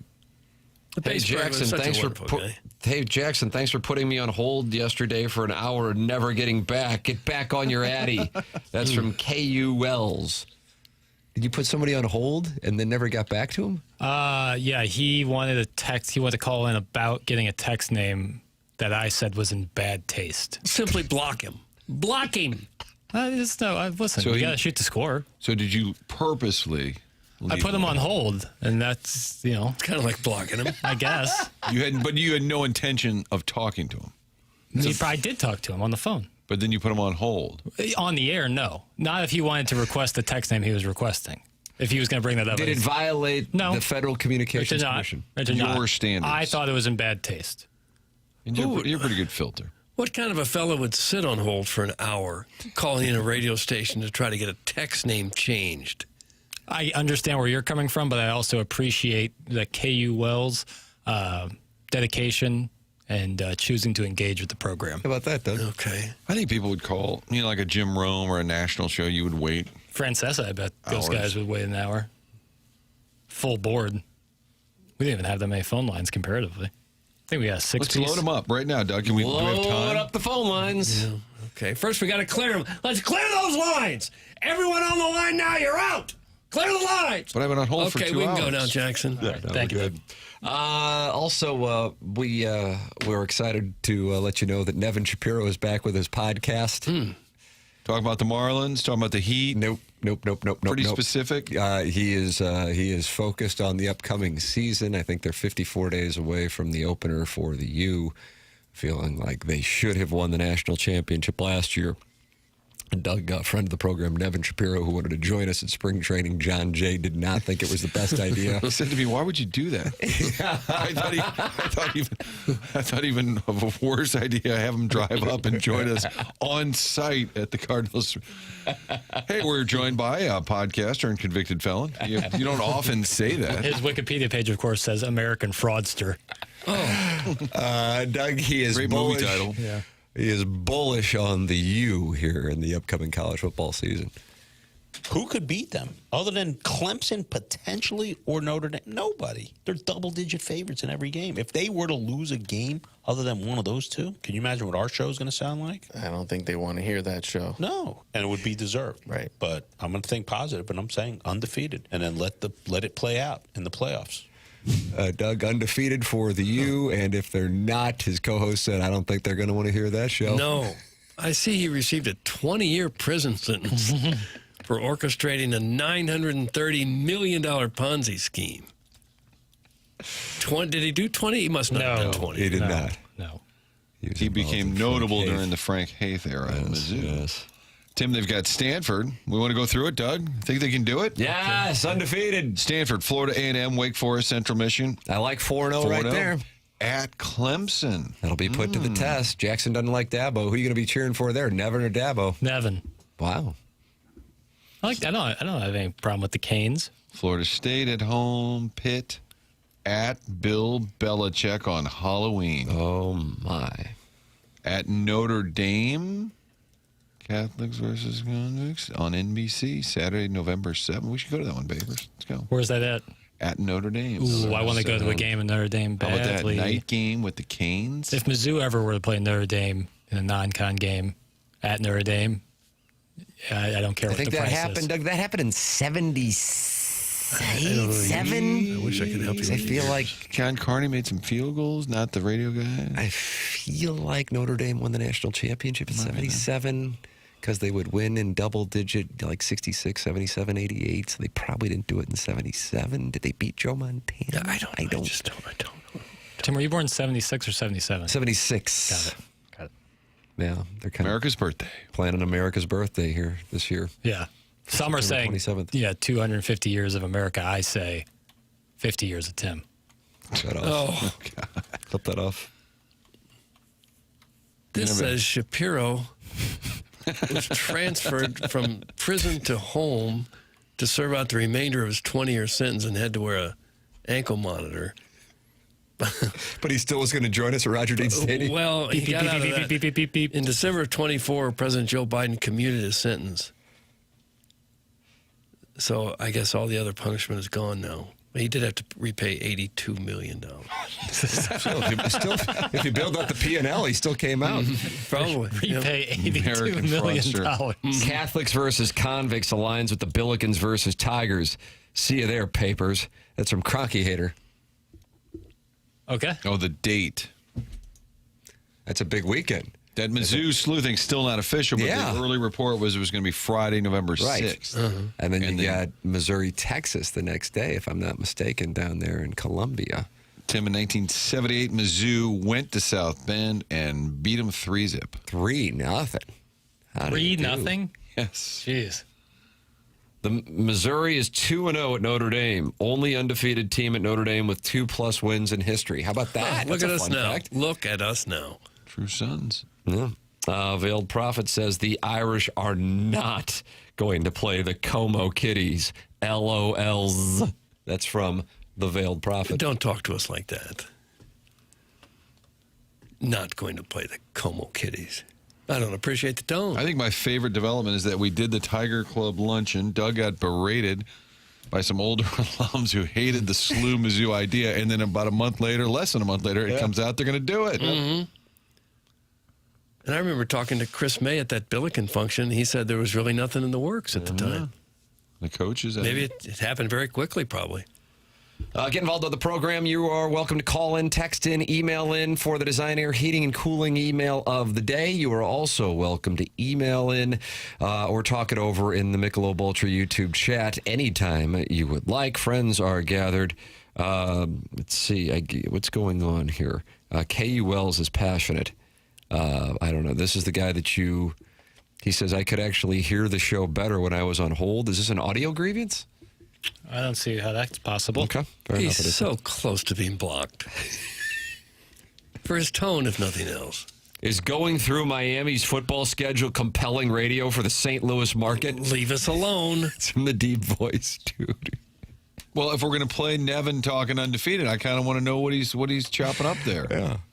Would you gotta like say, to apologize to Deep Voice, dude? I don't think they're going undefeated. I'm just going to say it. Predictionary is. papers, put it down. All right. Miami football, Miami will not going be defeated. undefeated. The recent entries in the predictionary are Doug and Martin on the NL National Division League winners. Yeah, Doug's got 2 We or 3. decided Martin's got in 3 or 3. May. And then, Tim, while you were out, we had Andy Nasty Strickland in, and he said the Blues will win the Cup within the next 5 years. So that's also in Wow. I like hearing that. Yeah. Well, because years ago on Sports Final, he said they would win it in the next 7 years, and I mocked him. I go, what kind of prediction is that? Did he happen to hit? He hit because Yes. I think he said it in like 13 or 14. There you go. And he nailed it. I think the Cardinals will win the World Series, Tim, in the next 20 years. I'm going to say it. I like hearing that. Okay. Feel good about that? 2026. Papers, write it down. Martin. You writing it down? I'm writing down your Miami football. Where is Jimmy at? Doug, that's in the Michelob Ultra YouTube chat from Tashara Jones Snowplow. They had problems with snowplows back then. Too big for the my text. city streets. Not the issue. My brother Kevin's texting me. And no Edmonds at the moment. Maybe it's that satellite phone. Yeah, it could be the satellite phone. McGreevy said he's going to call in. What if they en route both to call? golf. What do you do? I don't know if they know each other. I doubt they do. Hey, Michael, what do you do for a living? What do you do for a living? I play for a baseball team in the greater St. Louis area. Well, Oh, Supine good. ran into McGreevy, and neither one of them knew they pitched for the Cardinals. Yeah, it's true. You know? How is that? Something's going on in SoCal. It's almost like they got lots of stuff to do. Yeah, and this is a side project. We know Brad Thompson joining us. Has a time been set? Jackie Papers. 9:45. 9:45. What if he calls, This thing's and jam-packed. McGreevy calls, and Edmonds call all at the same time? Yeah. That's the stuff that gives me ulcers. Is it really? What would it be better if we were on remote and that happened? Oh, God. I would just pack it in. So that'll do it for us today, fellas. I actually think Edmonds would be like, don't worry about it. Got to go anyway. And he would just hang up. And the McGreevy and Thompson, both very pleasant gentlemen, wouldn't worry about it, wouldn't sweat it. If I were you, I wouldn't sweat it. Hey, can you guys get Lance Berkman on? I rewatched Game 6 this morning, and my goodness, that's from Berg the Blob. Berg. What's Berkman doing these days? Anybody know? He was coaching like at University of Houston Baptist. Lance Berkman is the former head coach of the Houston Christian Huskies. Okay. Doesn't say what he's doing right now. He's one of only just a couple Major League players in history who was a switch hitter who threw left-handed. Almost all switch hitters in baseball history have been right-handed throwers. He's one of the few that throws left and bats both. Nick Swisher was another one. but there haven't been many. He stepped down from the head coaching job at Houston Christian on May 24th, 2024. So he might just be hanging out, Getting probably, some work in. Probably made a lot of money, if I had to guess. Oh, yeah. Well, maybe he can come on the show. That'd be great. From Waco, Texas. Yeah, he was really a terrific player. Clutch. Forbes recognized him on their list of 30 most generous celebrities in 2012. All right. That's a cool little feather in your cap. All right. We'll get Lance Berkman on. That could be a surprise guest, Martin. I'm going to text him. Yes. All right. What if I get the satellite reply? Yeah. He was a comeback player of the year in 2011 when he played for the Cardinals. Comeback player of the year. Yeah, I think he had a rough stint in New York after he got traded there, and they were kind of like, oh, he's done. The Cardinals pick him up, and then how do you do? I forgot he was even on the Yankees. Yep. That's a one word. They were all excited in New York when they got him, and it was a mess. Yeah, because I guess that would have been the year after they won the World Series. Aye. So they were probably real hot there. Yeah. Mark Teixeira era. That was fun. Mark Teixeira. He's now a politician. Both Texas guys, Berkman and Teixeira, right? Yeah. Kind of career homers for Teixeira. Take a guess, Martin. He made so much money on the damn Yankees. I think Was he he's like better. around 300 homers? He might have even had more than that. He was, I think, better than what we tend to think because he was surrounded by a lot of really good players, too. He is one of only 5 switch hitters in ML history to reach this home run milestone. 400? 400. Yes, he is 409. And there's other switch hitters, Mickey Mantle. How many did you say they were? Most? 5. 5. So Mantle, Teixeira, Yep. other switch hitters. One of them played in St. Louis. Why am I drawing a blank? Outfielder. Certainly not Reggie Smith. No. Why am I drawing a blank on that? CB. Oh, Chris Barnes. Sure, No. Chris Barnes. No, Chris Barnes missed it. I think he has 390. Chuck Barrington? 385. Why am I drawing a complete blank on this? He's not only played for the Cardinals, he's a major part of the 2006 Cardinals season on another team. I can't give you much better hints than that. So, Detroit Tigers. Nope. You said Series 2006. before. Beltran. Beltran, correct. 435. Chipper Jones, 468. Eddie Murray, Eddie Murray, 504. That was the one that I was thinking. Eddie Murray went to high school with Ozzie Smith. Isn't that unbelievable? They had a nice Really? club. They had a nice Yes. ball club. How did they not go undefeated? Who did the Padres trade to the Cardinals? Gary Templeton went that way. It was the Wizards. Wizards exchange was Gary Templeton flipping the bird to the Ladies' Day crowd at Busch Stadium, and Whitey Herzog dragging him off the field. At the time, not everyone thought it was a steal for the Cardinals because Templeton was a really promising shortstop. He was a good hitter as a shortstop, fast. Sure. Number 1 draft pick. First round, anyway. Hey, Martin, any update on getting Han on? That's from the self-made stay-at-home Ladue mom.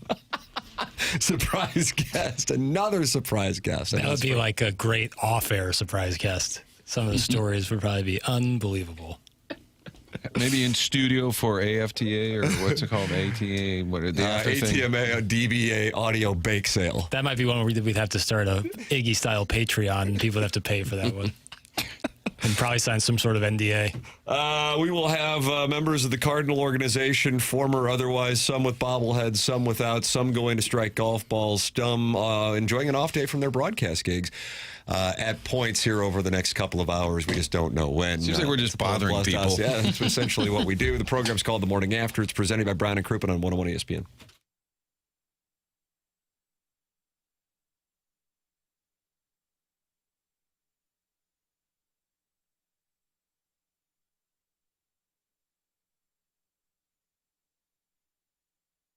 Michael's Flooring, family and locally owned for over 30 years. Michael takes great pride in helping and making sure his employees are happy and making a great living.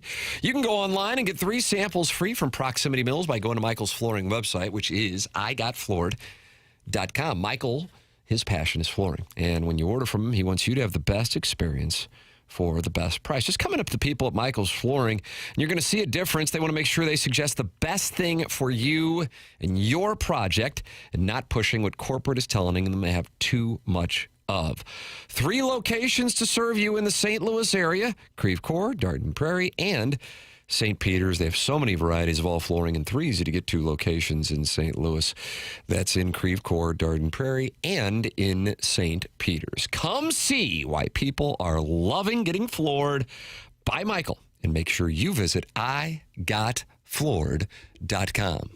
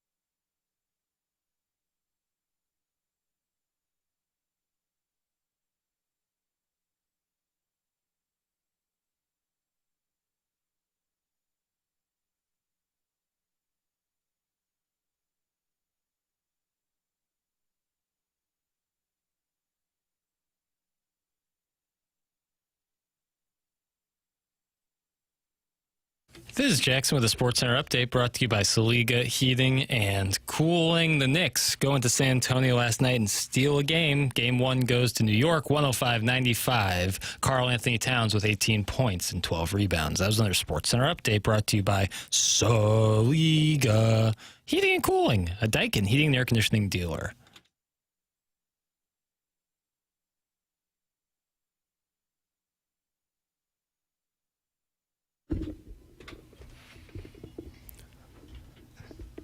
Red alert, the jam is on. Red alert, the jam is on. What are you, 96? I don't know the Dimitri Young had a triple. Remember that? So wish I could help you with the Game years. 4. TMA 101 ESPN. Mark Hanna's the sponsor of the 9 o'clock hour here on the program. Navy Caps on the Road t-shirt. All the boys won it, and some of the girls, too. You can get yours, polosplus.com, TMA tab. And this new cap, which Jackson said, what about? Fire. Oh, yeah, fire. Yeah, but you said it meets the mark or something like that? Oh, full marks. Full marks. You like that, Doug? Full Not marks. really, no, not especially. Tim, why do you get McGreevy to wear one of those during his post game when he's Navy Caps on the road televised? shirt. Yes. I actually don't. That would- By the way, I got another one here. I got a few back at the house. Who fits into an extra large? Is that all three of you guys? I certainly. Well, I mean, I've been working out a lot. So it's probably a little loose. Extra large you? I'm Or you so be large? big in the shoulders, probably double extra large. I can fit into an XL. Yeah? Yeah. What would you get normally? Large. Large? Yeah. All right, Martin, I don't know. If I'll you would- try it. All right. See if it fits. If it doesn't, then I got to really. Oh, look, I think completed about a my throw from a short distance. Assumption. Real nice, too. I was kidding What about the material? shoulders. Beautiful material. But for sure, It's McGreevy. soft. Think Doug, you wanna TV touch me? post game. No. Navy Caps on the... God, that'd be And then great. I will tell the Fox 2 photographer, shoot it kind of loose Ooh, instead those of are- just a headshot. Next level shirts. It's a great brand of. It's Polos Plus and this hat. I'm telling you, I love this hat.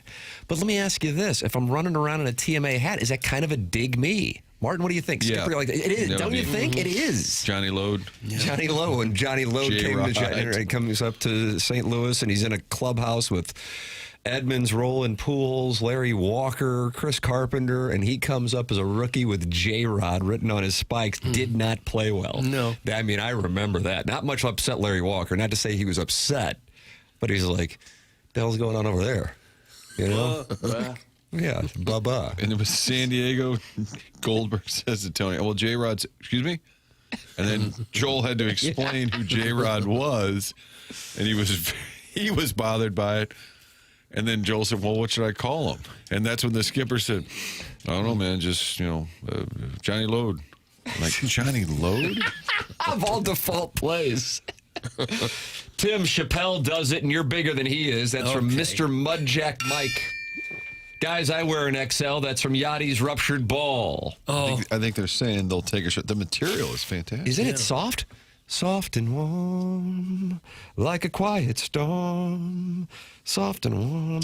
Let's see. Edmonds says he's in a bad area for service. See? So maybe you can feel good about this satellite thing. Hold on. In a bad area for service. I'll be home in 15 or so. We have terrible service where we live. It's so hilly. So maybe that wasn't some kind of fake message on the satellite thing. yeah. I'm still not ruling it out. Tim, it's my favorite hat. Yeah, this is my favorite hat. I love this hat. It's a great looking cap. Andrew Hubbard, Polos Plus. Corey Lawson, Polos Plus. I'm telling you, they don't mess I around. think you can wear it golfing without it saying, look at me. But if you're just on the street or something, just kind of walking, just kind of pimping around, showing yourself off, then it's kind of look at And that's the issue. I like the hat, but if it's dig me, maybe I'll just wear J-Rod on my golf spikes. A lot of dudes dig me. How about that? Pisa Tinoisa Moa would wear his jersey out, and his foundation people that were doing some of his charity stuff said, you can't do that. Because then you're saying, look at me. No. You mean just on when they weren't Like he went to the playing? mall. Yes, he went to the mall and he was wearing a jersey. Yeah, that's kind of look at me. Do you wear a jersey that says the Vaughn when you go to the games? I should. Guy Stalter wears an XL. That's from the Walrus King. Okay. I think we all do, don't we? Except you, Tim. I'm in a medium. I mean, I'm a tiny little boy. Yeah. But I'm growing. My dad says I'm growing. Well, I'm actually a kind of a large and a half. A lot of XLs are too big. A lot of larges are not quite big enough. Same. So some brand to brand. Some larges fit perfectly. Yeah. Some are a little small. Some XLs I'm swimming in. Some So you don't really know what to order when you order online. Yeah. But Next Level, the company which we've worked with, we've used for a while now with TMA STL gear, I'm always a large in those. The large fits really well in those for me. So if you're someone who's in between sizes, maybe size down if you're in between. But you may need a larger head hole now with all the hair you got coming in. It is true. When my hair grows out, I have to change the settings. Is that on right? the Really? snapback. Look at you. Yep. Which is that's not crazy because I get the sides and back of my head cut pretty low, and so you get faded up. Yeah. You get fade, huh? Due for another one here in a couple weeks. A week or two. Doug, Lars Nootbaar is back tomorrow, but Jackson Burkett is reporting that Bernie Miklas is reporting that he will not play center field. He might play center, but that... Is that Porky Pig? That was a rough interpretation of... It was a tough report. I think Bernie talked to Ali off air about the situation with Nootbaar. Oh, you narking now? I don't know. That's what I think he said. Bernie's going to lay into your ass today. No, I'm properly crediting Gas House Gang. So yeah, they but talk, sources. You're giving up sources. So Bernie He didn't tell me this. Yeah, I know. That makes it worse. Wasn't Ollie on the show? Yeah. But he didn't reference Newt. I believe it was an off-air conversation. But I could be wrong. What did you hear? You know what? I'm done. He's going. Come on, Porky. You got him, Martin. I'm done. I tried to help out with some information. When he's not in center tomorrow, everyone can say, no, give proper credit to Bernie, and then I'll sit But here. I don't You'll have a victory lap on Friday night. No, I won't. I'm just Do you going to know hang what out. I'm asking, Tim? I'm being sincere. What's the I question? 100% know. Because I was like, oh, that's interesting, because I was visualizing this outfield tomorrow night. Walker in right, Nootbaar in center, Velasquez in left. I'm like, okay, that's kind of shoring things up. Go Crooks, Herrera at catcher. Fine. Burleson, Weatherholt, Wynn. Still got a little situation until Blaze Jordan's on the 40-man roster over at third base, but alas, we'll deal with it. Torres, by the way, has 300 starts at third base in his career, just as an FYI. With all of that established, then Jackson said, this was in the Healthcare Revolution 7 o'clock hour, Nootbaar would not play center field because he's coming off of that surgery, and they don't want to put him in that spot. And I thought that was a report, so did Martin. And then you said Bernie Miklas said it. Yes, Bernie. So then I thought that meant Bernie Miklas was reporting it, and Bernie would certainly be credible AF. And so I go, okay, well, then we were wrong. I was trying to listen to Gas House Gang during the program. So you hate our show so much that you listen to other shows. I was trying to properly get the information so that I could report. I should have got that beforehand. I'll admit that. But Bernie was saying that he does not believe Nootbaar would play center coming off the double heel surgery. It should also be noted that in Memphis, he's not been playing center. He's been playing left field. That's if he was correct. to play center, wouldn't you think he'd be playing center right now in Memphis? Right. I think that's fair. Mm-hmm. All But I they was have asking. Baez in center. Right. They want to Who's the see center him. fielder of the future. Right. That's who they want to play center. Yeah. But if Nootbaar was coming back, obviously like he is Friday, and they wanted to put him in center, do you not think the last at least week he'd be playing center in Memphis? Yeah, probably so. But you heard Bernie say it, but it was not when Ollie was on the show. Correct. Okay, that's what I was clarifying because that show has Ollie on, and I thought they discussed. They have Ollie on for a certain amount of time. Okay, and then they do. after that, Right. it was discussed. Okay, that's all I was trying to clarify. Then we're good. Jeez. No. Narc! I'd expect nothing less than from Libby Pritzker. That's from Gooner Reloaded. Oh, Narc. Pritzker. Was that a new report? Was that a new report? Oh, we don't know? We don't know. That was a new report. It's hard to do it on the fly like that. That's what If me and I- Francesa can't get it right, then, that's pretty good company to be a part of. Me So and the from Pope. now on, when Papers goes, "What's up?" That's because you're over there listening to Mitch in the morning. Or trying to do something for the program. I'm over here watching Suits. I'm trying to get some information. I got some Meghan Markle vehicle. Producer Joe used to do an interview with the Seattle station while we were on the air. Right. Mitch in the morning, right? That's right. Couldn't take your call because he was doing hits. Mm-hmm. What was he talking like? Atletica? Well, it was back when the Rams would play the Seahawks. He would be every like now and then. NFC West reporting. Yeah. Hey, let's get the latest in St. Louis. Got producer Joe on the line. Let's get right to him. And then we'd be looking for something while we're doing the show. Didn't you get Where's calls Joe? like that from radio stations around the country when the Sure, Rams were about to play absolutely. their team? Yeah, I did. I used to do hits with Jim Hill. You probably did too. KCBS, LA. Mm-hmm, Jim Hill, legendary. I think he's in one of the Rocky or a couple of the Rocky movies. Yeah. Played for the Rams back in the day, I think. And they still covered the Rams in St. Louis. And so we would do, Doug, they call them look lives. And I'd go, well, you're right, Jim. The Rams are taking on the 49ers this weekend here in St. Louis. Because he's trying to throw a funny line at you, probably. Back to you, Jim. And it was Jim Hill, the night of the relocation vote, next to me there was a bank of live shots. And I said something real sarcastic about Demoff or Kroenke or whatever it was. And in the break, he came over and he put his hand on my shoulder. He said, hey, brother, I know you're hurting right now, but you're going to be all right, man. You're going to get through this. I said, I'm not hurting. I'm not sad. I said, I'm pissed off. These guys are a bunch of crooks and jerks. Oh, did you say that to him? What did he say? What did he say? He said, I get you, man. I get you, man. But he thought I was emotionally upset, like I was going to cry or something. Oh, wow. I think he thought I was really emotionally sad. And I said, I'm not sad. I'm pissed at how they do business. All right, brother. I shared a camera with Jim Hill. I think it was 2009. Was that when the Cardinals played the Dodgers in that playoff game? Yeah, tough playoff series. And this was, he'd do his live shot for the LA station, and I'd step into the CBS live shot for the KMOV. But it was a year after the stock market had tanked. Oh. And the photographer cutting it said, when Jim wasn't around, he said, you'll have to excuse Jim if he's a little grumpy. He just got cut from $2.5 million to $1.8 million a year, and he's not very happy about it. They're on the Lou Diamond Phillips net worth website with these salaries. That's what he said to me. Yeah. Said, yeah, me too. Mm-hmm. Oh, you got knocked down to 1.8? About that, yeah. Was not the least bit happy about it. I don't believe he is still broadcasting. He's got to be 80 years old. That's what I was about to say. He turns 80 in October. Yeah. So, yeah. He was there a long time. Yeah. All right. Edmonds is returning from Hill Country to call in. McGreevy's heading to play golf. Brad Thompson's calling in. We got two members of the 2006 World Champion team and the 2026 World Champion St. Louis Cardinals. And what a story that's going to be. It'll be an all-time favorite here locally when the Cardinals have that parade down market on November 6th. That's going to be fun. Looking forward to that. That would be fun, yeah.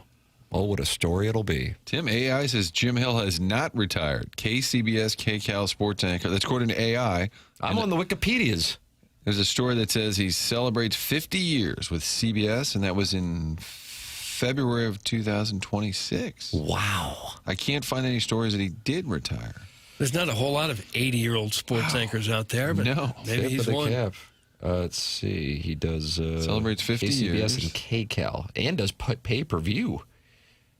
Got him. And he did not play for the Rammies. He played for the Chargers, Packers, and Browns. Okay. Well, he'd be a good guess. Yeah. Surprise guest. All right, it's TMA. So far, ESPN. nobody's called. And you can email in. We got the Design Air Heating and Cooling email of the day coming up on the program. James Carlton of the Carlton State Farm Insurance Agency is my insurance agent. He is Jackie Paper's insurance agent. We would like him to become your insurance agent as well. 314-961-4800 or go online at carltoninsurance.net.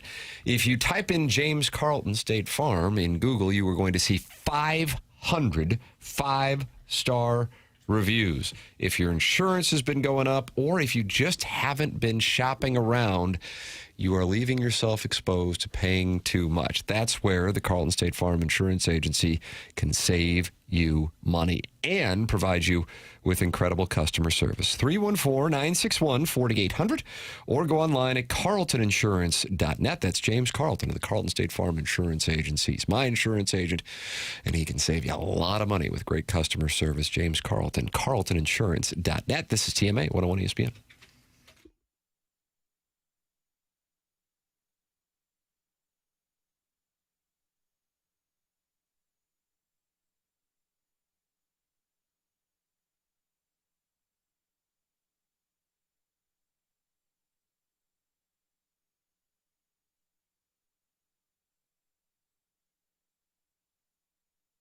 AutoLoanPro.com, the website to head to for that next vehicle. It doesn't matter what the situation is. They'll get you into that new vehicle. Little to no money down. Also, lowest rates possible. They work with over 50 different lenders to get you the best rates possible. It can get a little complicated if you've had a hiccup there along the way. Doesn't matter. They're going to help you get the car and get your credit back on track. They've got a great website with the vehicles that also has the free playbook on that site.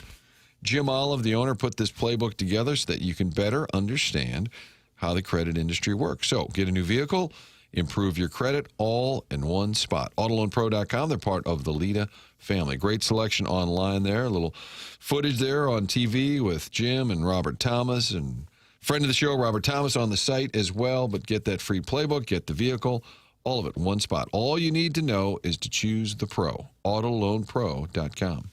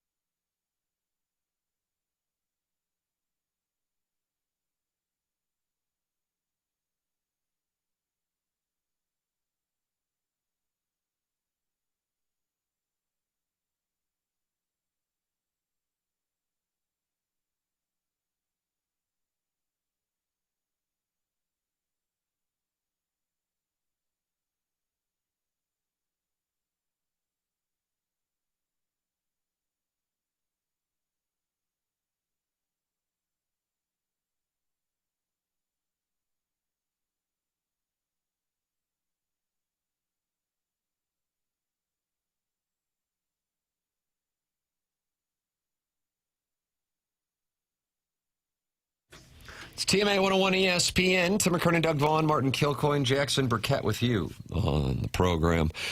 You can get involved by texting in, calling in, or emailing in. We have the Design Air Heating and Cooling email today. Plus, Tanner's Skid Marks is in the Michelob Ultra YouTube chat responding to the TMA remote lamp, who says, I look pretty decent in a unitard. I guess that's short for decent, right? Who does? Then Tanner Skidmark says, I got you beat, pal. I have a 58 waist and a 28-inch inseam on these Dockers. That's hot. I don't care who says it isn't. It is hot. 58 Dockers. Scores, he says, J.C. Penney has a good selection.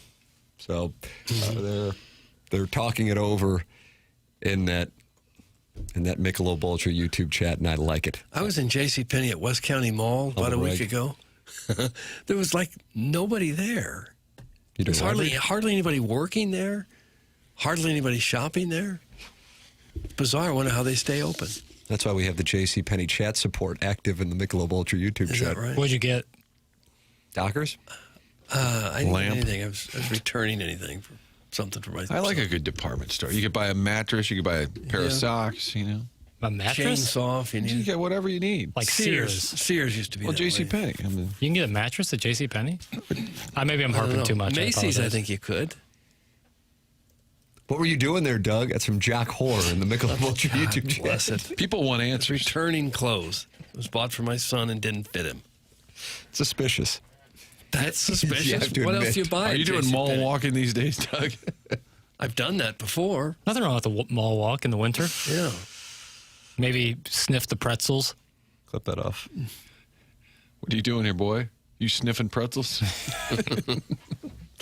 Doug, last night, fan ran on the first Frostbank Center court during the fourth quarter of the NBA Finals, and in doing so, while out there attempted to take a selfie with Wemby, which halted play during the final quarter of the Knicks' 10-point victory. The incident occurred with 6:28 remaining in the game, and the Knicks holding a 6-point lead. The fan ran onto the court with a cell phone in his right hand, stopped in front of Wembanyama and Mitchell Robinson of the Knicks near the three-point line, and then quickly was pushed away by two security guards as he attempted to take the picture. Wembanyama said, I've never been in that situation. I didn't know how to act. It really surprised me almost as much as that time when a bat crossed the court. Oh, They struggle with that in San Antonio.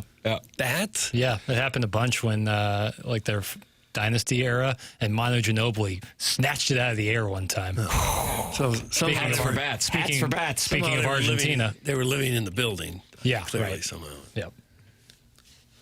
I guess when you think of all the tens of thousands of people that go to these basketball games, nightly around the country, the fact that there are very few incidents probably says something about the general behavior of fans in this country. It's usually pretty good. Yeah, well, the last thing, you'll be banned forever from going. Yeah. If you're, probably get fired from your job if you're employed, likely unemployed if you're out there running on the floor. But if you're unemployed, how you go to an NBA Finals game? Yeah. Well, some people you might, who knows? But either way, yeah, it does seem very silly. Suppose he had 4 beers and he said, I'm going to do this. Watch this. This will be cool. Watch me. What if you brought Bob from accounting as a guest? Hey, Bob, you want to go to the game tonight? I go, oh, my God. And then he's the one who runs out. Didn't see it coming. Guys, the U.S. men's national team doc on HBO shows Tim Ream taking the lads to LeGrand's for lunch. Do you think they stopped by the St. Gabe's gym to be inspired by the history and greatness of South City? That's from the Afton soccer guy. I didn't even know about this show. So they went in, the United States men's national team went into LeGrand's? I don't know. I'm just hearing Where's about Cal it now. Kennedy to confirm that? Because if it happened in South City, if it happened in the 63109, I guarantee you Cal Kennedy can confirm it. Really? How about that, Papers? Wouldn't that be pretty cool? The entire to team check it out. in there? I want to check it out. I mean, this team's going to be like the Miracle team, Doug, from 1980, and they You just think? happen to be hanging out at LeGrand's. I wonder if they got the potato salad. You think I love that mustard potato salad. It's so good. Oh, bathe me in that mustard potato salad as I enjoy a legend. When we were sampling some of the Cardinals' new fare Yeah. on opening day, Yes. they had good the hot call. dog burn ends and the Those potato were salad. great. Yeah, really good. And the potato salad they had it seemed similar to the LeGrand's mashed potato salad, and I was doing well. Were you really? Yeah, and then we were on remote that day, so I was an exposed nerve, but that put me in a good place. Huh. Cal Kennedy listening and has confirmed. It is confirmed. All kinds of local celebrities are appearing in the video. It's on HBO Max.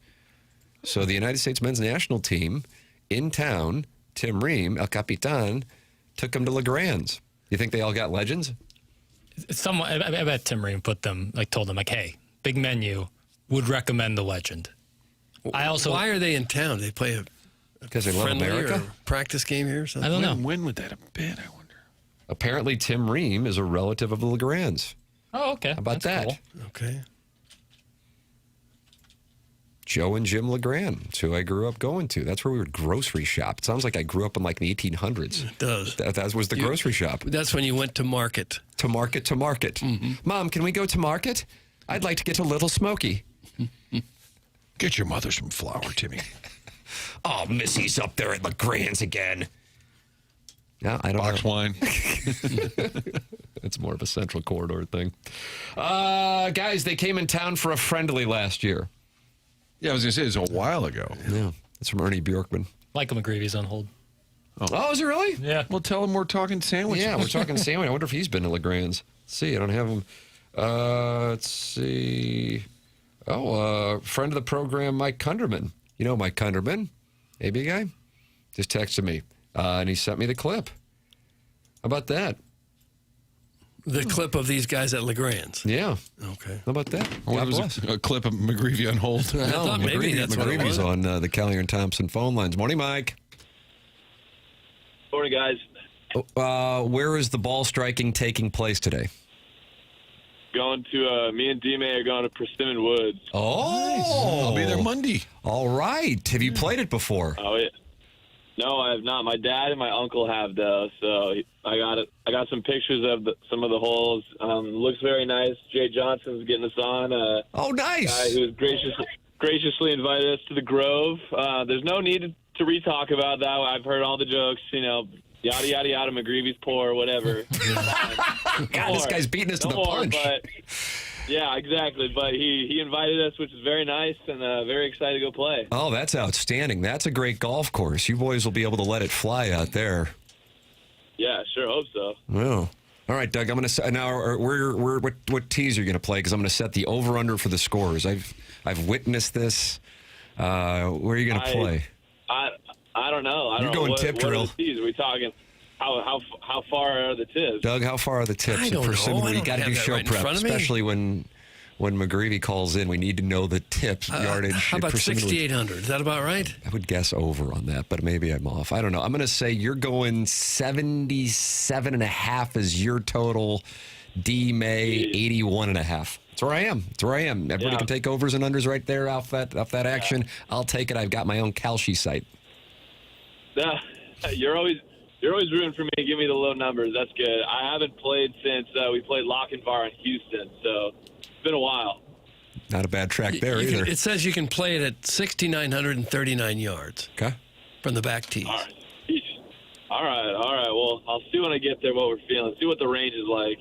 That's a great golf course. You guys are going to a great place, and Jay Johnson is wonderful people. It's all golf. That's where there's no pool, That's right. Doug.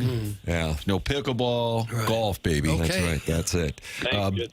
Ben Kent, general manager, Marquette, part of the Mafia. This is a rare deal for you boys where you've got this long homestand and you got a day off in the middle of it. I would imagine teammates pretty fired up about that opportunity. Yeah, very fired up. I think all across the greater St. Louis area, you'll find Cardinal players golfing today. So it's we love it. Definitely needed. It's 6 out of the long homestand, especially with the off day in there. It feels like that win last night was really kind of an important one, to not get swept at home by the Rangers. The fan base has been re-energized, and to get that one felt like it was a really nice, crucial win. Did you feel that way too, or am I putting too much importance on the game? No, definitely. Getting swept always sucks. There's always just a greater, kind of to getting swept, and there's also a greater, like, dude, we just swept the team. Like, when we swept the Astros, like, that felt like more than 3 games, even though it was only 3 games. But there was that series, I think we could chop up to, like, kind of what we were talking about with the Mariners a while back. Like, there were games that I think we should have won in that series. I don't think we should have lost the series by any means, but baseball just happens sometimes. You get a little bit unlucky. Like, D-May pitched a great game. It's just, it didn't quite shake up Cardinals, which is unfortunate. How did you, if you were to analyze, let's take a look at the last 3 starts. I know you weren't pleased with what happened in Milwaukee. Before that, who's the start before Milwaukee? Mike, I don't know if you know. Pittsburgh, okay. Not necessarily pleased with those 2. Went and got some extra work in, and then threw a pretty damn good game. I thought to get through 6 and 1, 2, 3 in the 6th inning benefited the team. And I would think that you were feeling like there was improvement from the Milwaukee start, but you, of course, know better than we do. How did you feel about that outing on Monday, comparatively speaking, to the previous 2? Yeah, the work that I put in on that off day instead of going golfing definitely paid off. The velo was up.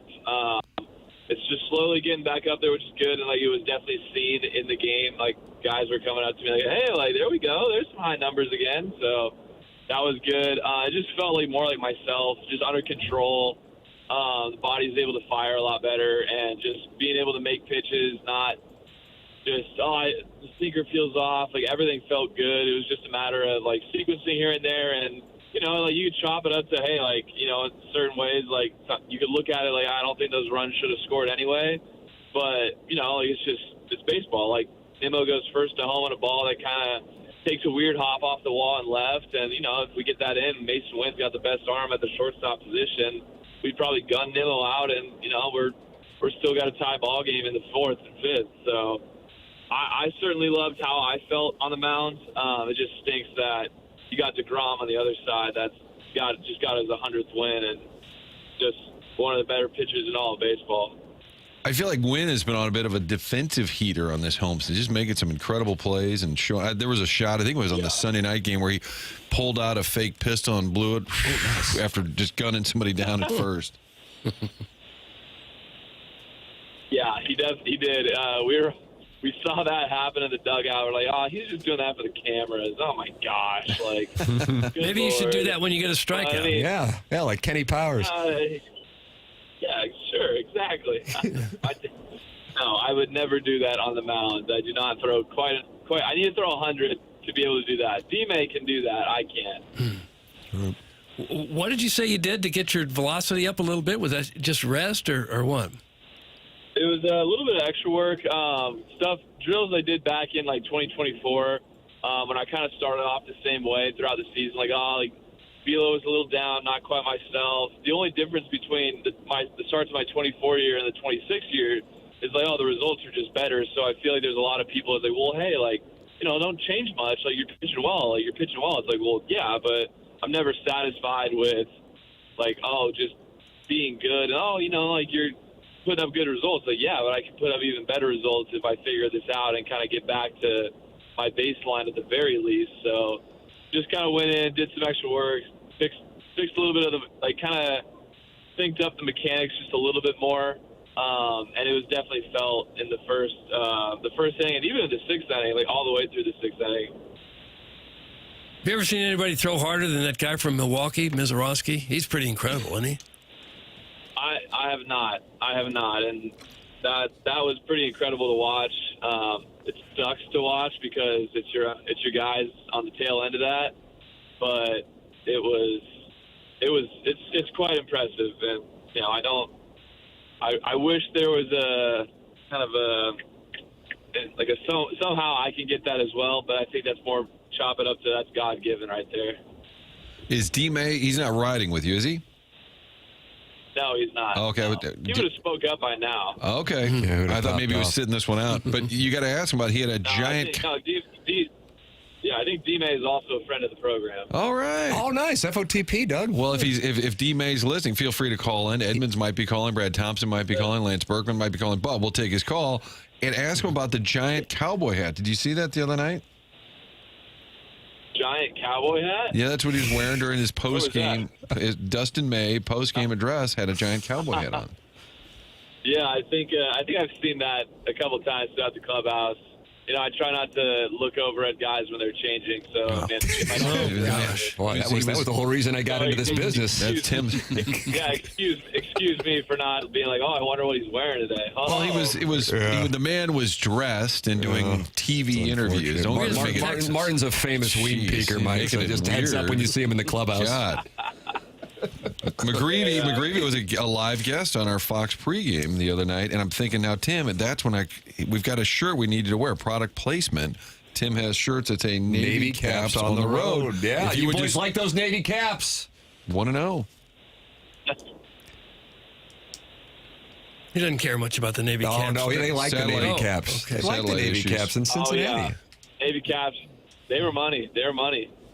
And the team was on board with them. Oh, yeah. We're always on board with them. But the question is, will you wear this Love the Navy T-shirt? caps. Will you wear the Navy caps on the road T-shirt in a post game? Yeah, it's a good question, Martin. Man, that might get me in trouble. You know, being the rookie bitch that I am, I don't want to cause any fights there with the front office. Mike, got to tell you, that's a veteran mindset on the part of the rookie bitch. I agree. Mike, I saw your thing the other day with the ALS families, and you're talking about your grandfather. I thought that was a really, really special thing. What was that like, being able to host the families there at Busch? Yeah. Oh, my gosh. So, like, I'll be honest. Before the day, like, I knew that my ticket program was coming, and I just figured it's going to be like a boys and girls club, and I'm going to have a bunch of kids, you know, just going to have them out for a day in the ballpark, and then I get to the field, and it's Lou Gehrig Day. I'm like, oh, that's, you know, ALS, you know, that's impacted my family. Dang, like, this will be a cool day. Then Melody, who kind of helps out with all the ticket programs, like, hey, like, you're hosting, like, some ALS families. I'm like, no way. Like, this is, oh, my gosh, like, am I going to be okay?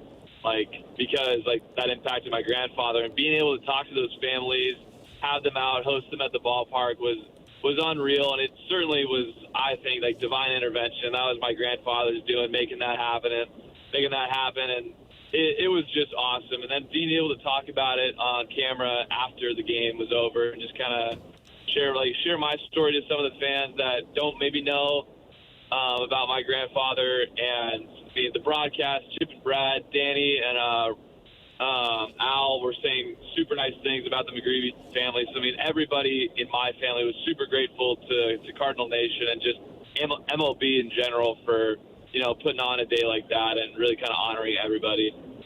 Yeah, that was awesome, man. I saw a video of that, and that's incredible. So your grandfather passed away from ALS. That's the root of the cause for you. Yes. Yeah. So my freshman year, it was about midway through freshman year of high school, and I could just kind of come down, and my dad is just hysterically crying, and I'm like, oh my gosh, like, what's wrong? And you know, Grandpa's in the hospital. We're not sure what's going on just yet. And so a week later, like, we're thinking, you know, he's going to pass, and that'll be that, and it's just terrible. There's nothing we can do. And luckily, we get 4 more great years with him. I get all of high school with my grandfather. I mean, unfortunately, he's battling ALS at the time, but to be able to have 4 more years thanks to, you know, the doctor's help and all the advances in technology as well, we're able to, you know, give him 4 years with the family. It was awesome. And then come my senior year, God called his name, no more pain, and he passed. But to be able to have 4 years after that super scary diagnosis was, I mean, looking back, it's like, wow, like, how lucky are we to have 4 more years? Yeah. That's great perspective, man. I bet your parents are really enjoying your career as a big leaguer. They get to travel around and watch you pitch a lot? Yeah, they do. They do. It's easy when we go to California to play and they get to see me. Yeah, I bet. Have they made any? I'm sure they've made some. Any trips to St. Louis? They came for opening day. Yes. Think they might be coming to St. Louis one more time. They might come to Toronto. I think they're going to come to Toronto and then they go to Scotland for a golf trip. Oh wow! Strong. Yeah. Martin, exactly. you going to be there? No, I've been banned. Scotland correspondent. Yeah. Well, we didn't have golf on our trip, Tim. That was kind of a issue. Are they going to play St. Andrews? I don't think they're playing St. Andrews, but they're playing another course nearby, I think. I'm not sure exactly what, but they're playing every day out there, which is crazy. And speaking of golf, the other day in the dugout, I heard someone say, "Hey, McGreevy, Action Jackson Papers is 10 strokes better than you at golf." Oh! Was it a spectator? That was my plant. You had a plant there? Yeah, Clubby? the check cleared. Clubby? It was like 5 guys that were just like, "Papers is better." It's the Army. Yeah. And it was like a close game. I think we were down by 1, so I'm not going to turn around and refute that and be like, "You guys are full of shit." But No, we can't say that. We can't. Unfortunately, the Federal Communication Commission, for whatever reason, has deemed the S word is inappropriate. So we had to drop out of that. Yeah. But you were saying that you couldn't turn around because it was a 1-run game and say these guys are full of crap, or Papers is full of crap. Crap dog appropriate. S for whatever reason it's not. We just know the rules. We don't know why they exist. But either way, that was going on. So this wasn't a clubby. These were just like fans yelling at you. Yeah, it was just fans. It was like 5 guys sitting maybe 4 rows back, and they said Action Jackson is 10 strokes better than you. And I just kind of shook my head and put my head down.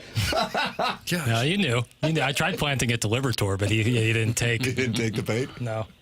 I'd like to see that matchup. I'd probably get involved in a little action, to be honest with you, on that one. It's a Torres and Hare situation. He's going to hit the ball a lot further than me, but let's just see how many times it takes to put the ball in the cup. Okay, back down. Some kind of odd dialect right there. And how many rounds do we need to play? I thought we already settled this at the Grove. Wow, it's true. Yeah, yeah. And unfortunately, that was my ceiling. I played about as well as I can play it that day, and still couldn't take it down. Yeah, you did. You did play very well. You did play very well. There you go. Look at that. Yeah, that was a nice little feather in my cap. You got a little endorsement. I'll send another crew of 5 or 6 at the next game. Start screaming. Yeah. Tim, you notice Papers crew sits right behind the dugout. Of course, the green seat people. I paid well. That's right. The tips, by the way, today 6,939 yards. That's the tips. 69. You boys are playing the tips, no doubt about it, with the distance. Yeah, you need to be there. All right, 77.5 over-under for you, 81.5 for D-May. He's probably going to be irritated that I've got you beating him by 4 strokes, but that's what the books, that's what the algorithms say. Yeah. If anybody else wants action on that, why open? Doug, there you go. Course record 63 set by Chris Nagel about a month ago. A friend of this program who we actually played as a show, Mike. He has played in 4 U.S. Opens, and he's playing in that U.S. Open qualifier on Monday. Absolute bomber, comparable to your cohort, D. May, who is a bomber, but it's not like McGreevy's hitting at 250. I mean, you're 300 plus as well. So it'll be a bomber's paradise out there at Persimmon Woods today as the Cardinals get to enjoy an off day. D. May, McGreevy, the starting rotation, getting out there at Persimmon. Cardinals in the Reds. Mike with the ball on Sunday. Always enjoy the conversation. Enjoy the beautiful weather and a great golf course today. Thank you, guys. Talk to you later. All right, man. Take it easy. That's Mike McGreevy with us here on TMA, joining us on the Callier and Thompson phone lines. Brad Thompson's going to join us? Yep. Now? We'll take a break, and then we'll have Brad Thompson on the other side of the break. All right, Doug. That's what we're going to do. We'll break. Brad Thompson. Okay. We'll have the designer heating and cooling unit that Edmonds must still be traversing the hills of Tennessee. It's TMA 101 ESPN.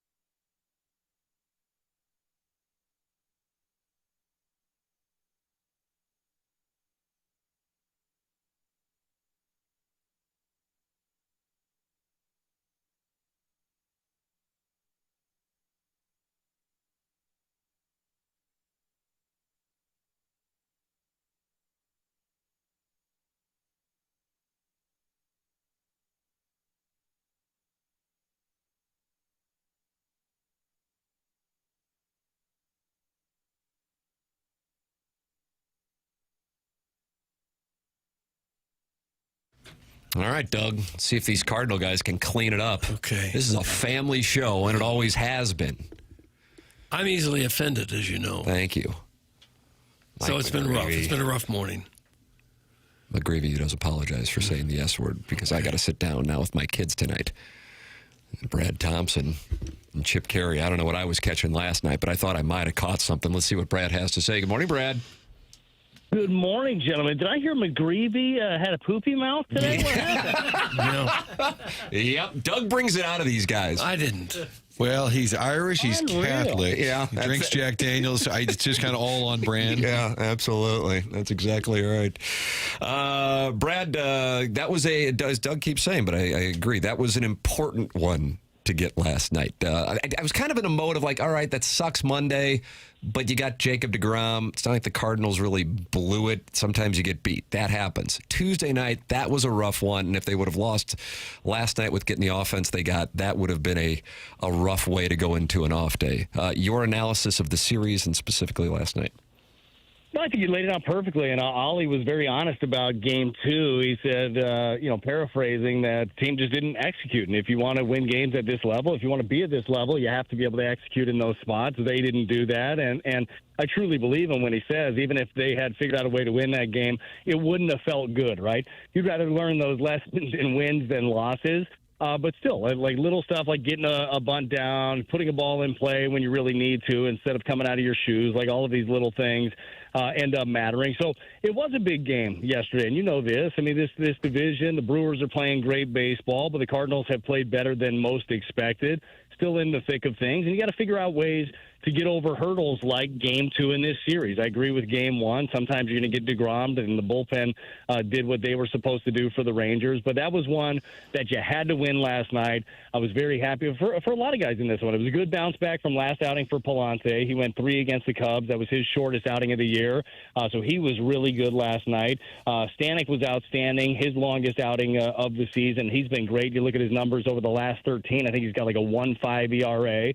And then the bounce back for Riley O'Brien, man, he needed that after giving up 3 2 nights ago. So it was a good series. Hopefully that momentum carries on into the weekend against Cincinnati. But that's what this team has to be able to do. You know, there are going to be times where they take steps back. How did they move forward? I feel like they did that well because the approach was pretty evident, guys, offensively yesterday.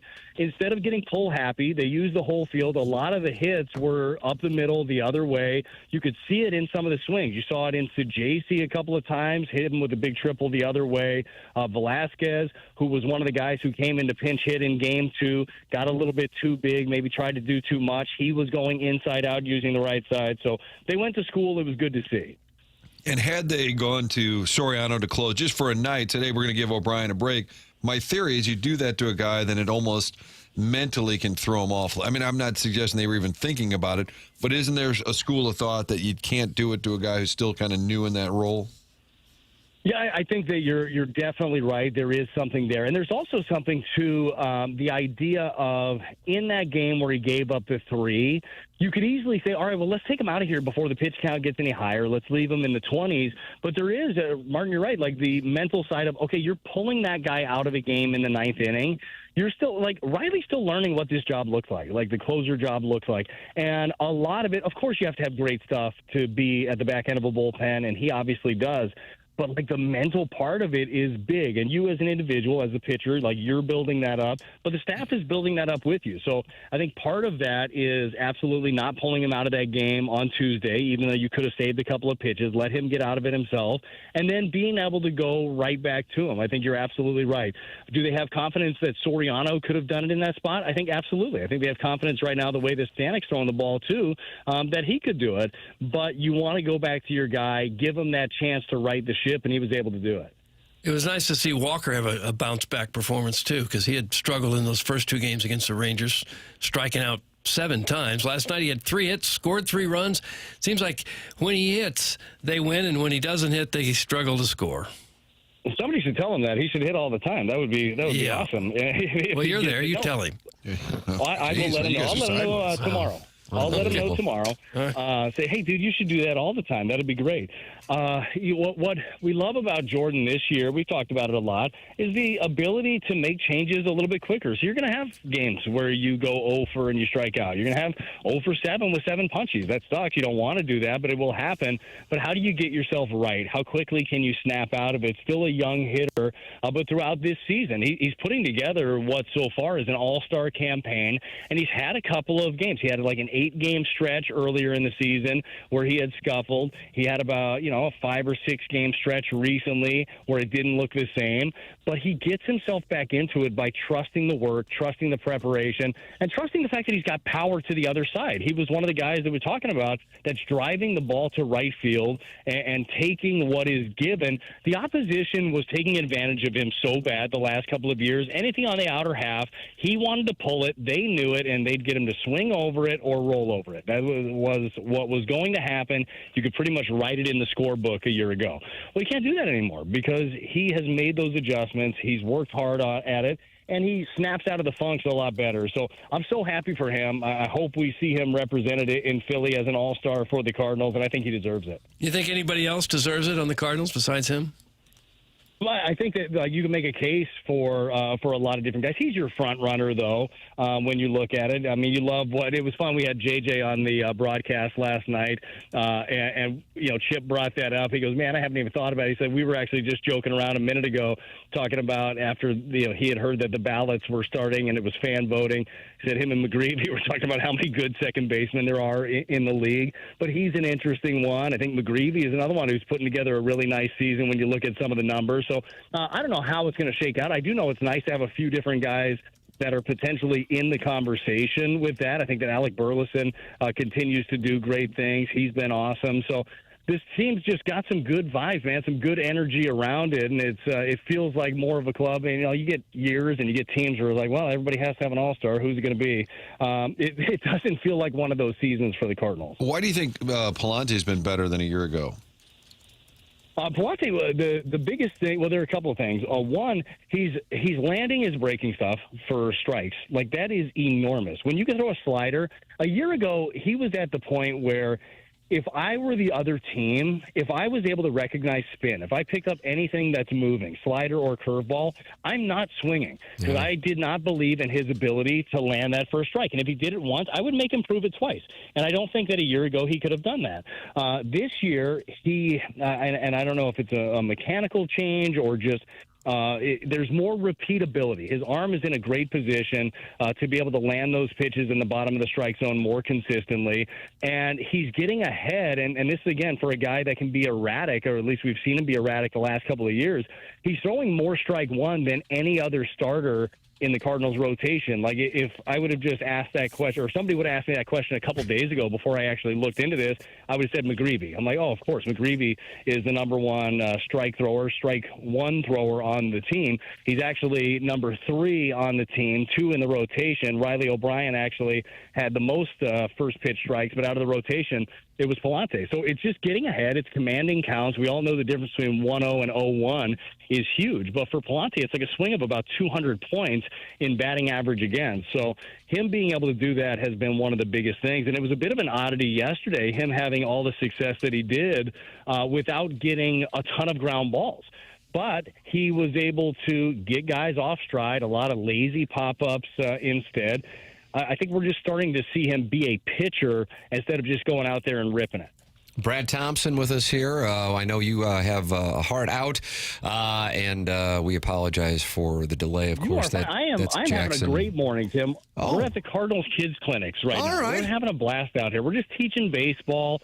Myself and Mike Crudale are in charge of a throwing group. It is fun. Matthew Liberatore is going to be our guest speaker today. He's coming in about an hour on his off day.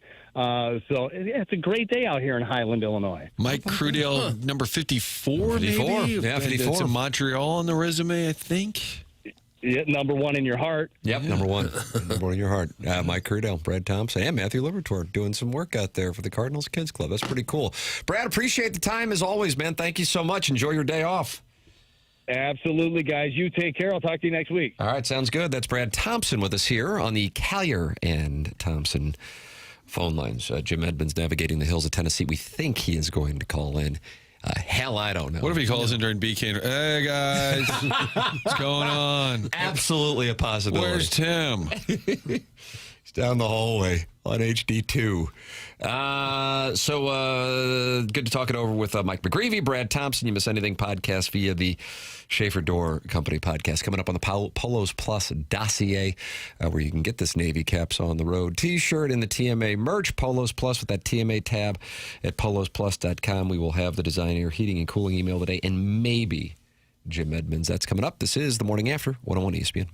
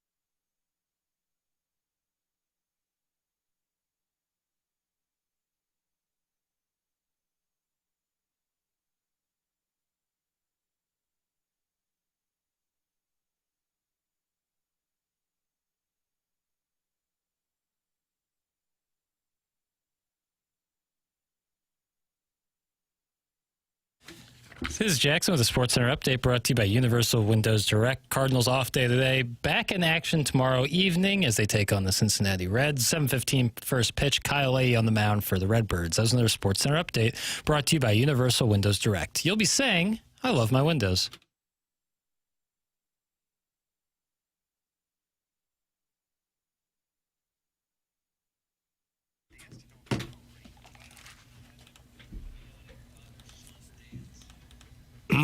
And then this audio proves that you're lying.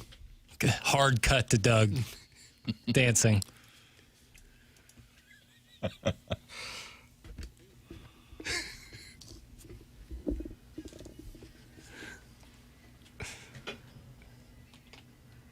Man, I like your edits. I like your edits, bro. Thank you. It's TMA 101 ESPN. Martin, you're sticking around into this 10 o'clock hour. I got to settle this Edmonds satellite dispute. Yeah. But Jim has not called in yet. McGreevy has. Brad Thompson has. Now it's time for the Design Air Heating and Cooling email of the day. Dear Tim and Show, after winning the first day of June, I've been filtered the last 2 days. So not really sure what gets through anymore. Hopefully, Chairman comes back soon so we can hear some drops. Anyway, remember Kerry Robinson? He was pretty fast. You know what else? I don't understand why every damn road in Northern Virginia is under construction. Also, is professional baseball the only profession in which going from Palm Beach, Florida to Memphis is considered a massive promotion? I mean, seriously, Memphis makes downtown St. Louis look like a nice city like Kabul. Doug, stop being so damn cute. Martin, you coming up here for the United Bowl, or do you need me to do a live shot from Audi Field? Jackson, do drugs. Tim, you're the best. Screw Chuck Todd and raise high. Jugs in D.C., assistant to the vice president of Kittens and Bunny. Jugs in D.C. There's a lot going on. Dear Dossier, onboarding is so simple it's almost insulting, which makes it even more infuriating that it's turned into a multi-week event with check-ins and now escalation to senior management because I simply don't have the time to complete all the forms. Let us be clear. One of my explicit conditions of my return to Hubbard was not doing work, which I have adhered to perfectly. That's why onboarding is not finished. I do not understand why this keeps getting framed like a failure on my part when it's actually strict compliance. I also reaffirmed my decision to not participate in the 401k. It feels premature to think about retirement when I haven't even finished onboarding. Priorities. At this point, my whole life is a Festivus.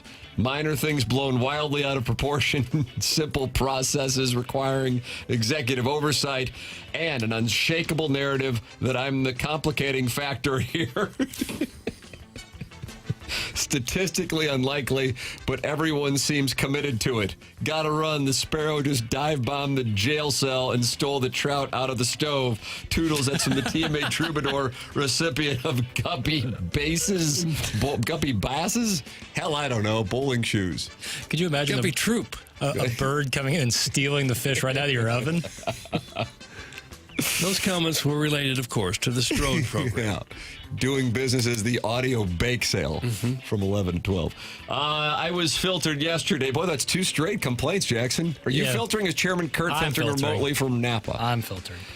I was filtered yesterday, but you can't keep a golden griffin down. I am talking to a man that endured driving to Disney World 10 years in a row with a 400-pound ex-mother-in-law in the car. Oh. But what makes me mad is that Jackson thinks Tim isn't good enough to filter a couple of potty words on the fly. Guess where he is that damn good? Doug, I'm going to read it again. Guess where he is that damn I've good? I've told these people, you proofread before you hit send, or you could get suspended. What if they did? It's that serious. Watch this. I want to unzip those khakis, take my thumb, and nope. What? I don't know. That was actually written that way. Doug, is that Kevin Miller? So you read it too, Martin? Whose bed have your khakis been under? Remember that line? Yeah. I didn't appreciate it. I guess this is a gentleman from the islands, Cayman, and then the last name is Chaps. Cayman Chaps. He's new. Oh, that was Kevin Miller, wasn't it? It had to be Kevin Miller. Listening to you guys this morning break down all the sports, which are great, I can't help but think that Dillian Harper should jump at the chance to be on a podcast with White Knight Iggy, who is really just there to help her make money. She could really build her brand by enduring 55 minutes of his grievances with others, some going back 30 years and for completely unknown or confusing reasons in order to talk about what is on her mind for 3 minutes. That's from Shooter McGavin, the vice president of lawn chairs permanently sitting in public spaces, but the sidewalk is just the new breezeway, so it's probably fine. Google me. Shooter McGavin with more Strode program references. And finally, morning, gentlemen. Crying is only acceptable at 2 places, funerals and the Grand Canyon. But I think there's an exemption to this rule in the cinematic world. The ending of Animal House, when the Deltas finally overcome the Omegas in the school administration. A true good triumphs over evil. I leave you with this advice. What horses consider play, monkeys consider business. But to Tom, it's all foolery. Cheers and God bless America. Doug, that comes from Mongo. Mongo. I thought you would like that. That seems like that was up your alley. It was pretty good. Yes, it was pretty good. All right, fair enough. Mongo. Sounds like Mongo and getting Doug's vote. Well, who knows? We will vote, and we will announce the winner coming up at 10:55. I'm going to send another text to Edmonds to see if we can tend to this satellite phone situation, Martin. And then if not, I know you got the onboarding. I'm going to give him one more crack here. All right, that's what we're going to do. That's it. We'll come back here with the potential Jim Edmonds segment. This is TMA 101 ESPN.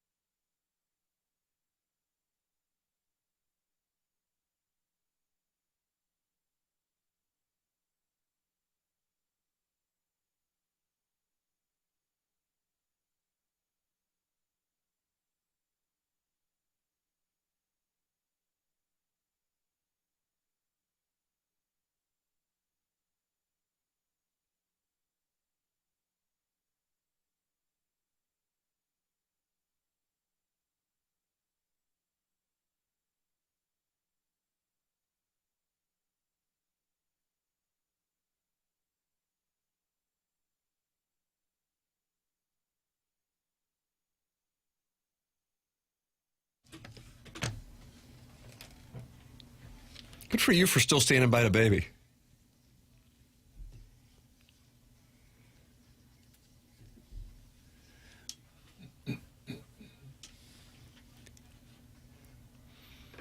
Dua Lipa get married this weekend? I don't know if he did or not. I couldn't tell you. Jackson said yeah. She. That's right. Who knows? Ooh, that was a remix. Yeah. She in your Mount Rushmore papers? Yeah, for sure. Wow. About that. Emphatic. But now she's no longer available. What if she got married to Callum Turner? Who's that? Callum Turner? He's an actor. British actor. Okay. Who formerly dated, who'd he date? Also, hell would I know Vanessa who- Kirby. Okay. Good for that young man. Yeah. There's thoughts that he might be eligible to play James Bond, but that seems like probably not going to happen. The ladies love his style. Right. I think they're going to want to go younger. How old is he? 36. Oh, you could be James Bond at 36. Yeah, but it's Daniel not. Craig was older than 36, wasn't he? Right, but it's not about being 36 for the first movie. That'd be fine. They want to do a couple of movies, and they want a longer tail. Wasn't Because Roger by the end Moore of like in his 50s? for the exact reasons of the past, they want to go younger with the don't new get James stuck. Bond. You're right. They want to make movies Pierce for 10 Brosnan. years. Yeah, they want to make movies for 10 years. So if they want to do that, they might want someone who's more like 26, so that they're. Weird. I don't think it's weird. I mean, 36 for the next 15. he'd be Well, Daniel fine. Craig in the first of his Casino Royale, which came out in 2005, the last one of his was 2021. So big gap. You know what I'm saying? Yeah. But a 15-year gap, he'd be 50. He wouldn't be 90, 80. Right. I'm not saying. I think he's I 90. think 36 is a manageable number. I'm saying for the industry. Sure. Well, talk to the Broccoli family and see. Okay. Tell Don't them snap out of you this. want who you want as James Boy, you Bond. can talk movies, Doug. He gets a Oh, little. it's like it's very Don't condescending. question. It's like, oh, I'll talk film with these three dumbasses. By the time they start, You just don't filming- understand the industry. No. Usually, the 10 o'clock hour is free of such. Oh! That's it. Martin's gone, just like that. I have texted former Cardinal outfielder, bobblehead Guy. Jim Edmonds, who said he was calling in 20 minutes at 8:15. Then he said he didn't have a signal because there's a lot of hills in Tennessee. And now, no response. Gone silent. Yeah. I think this would be a good experiment. I'll leave, and then we see if he calls. Oh, is that right? You think he's just I don't streaming know. This whole satellite in thing. Tennessee? Arrested Development 90. What do you think? You asking for years, Tim? Boy, I will say 92 to get me 91 and 93, but I do feel like there's a chance of 90, but I feel pretty good on the 92 to get me 91 and 93. Doug, Arrested Development, Tennessee. Okay. That song, Tim. What was your guess?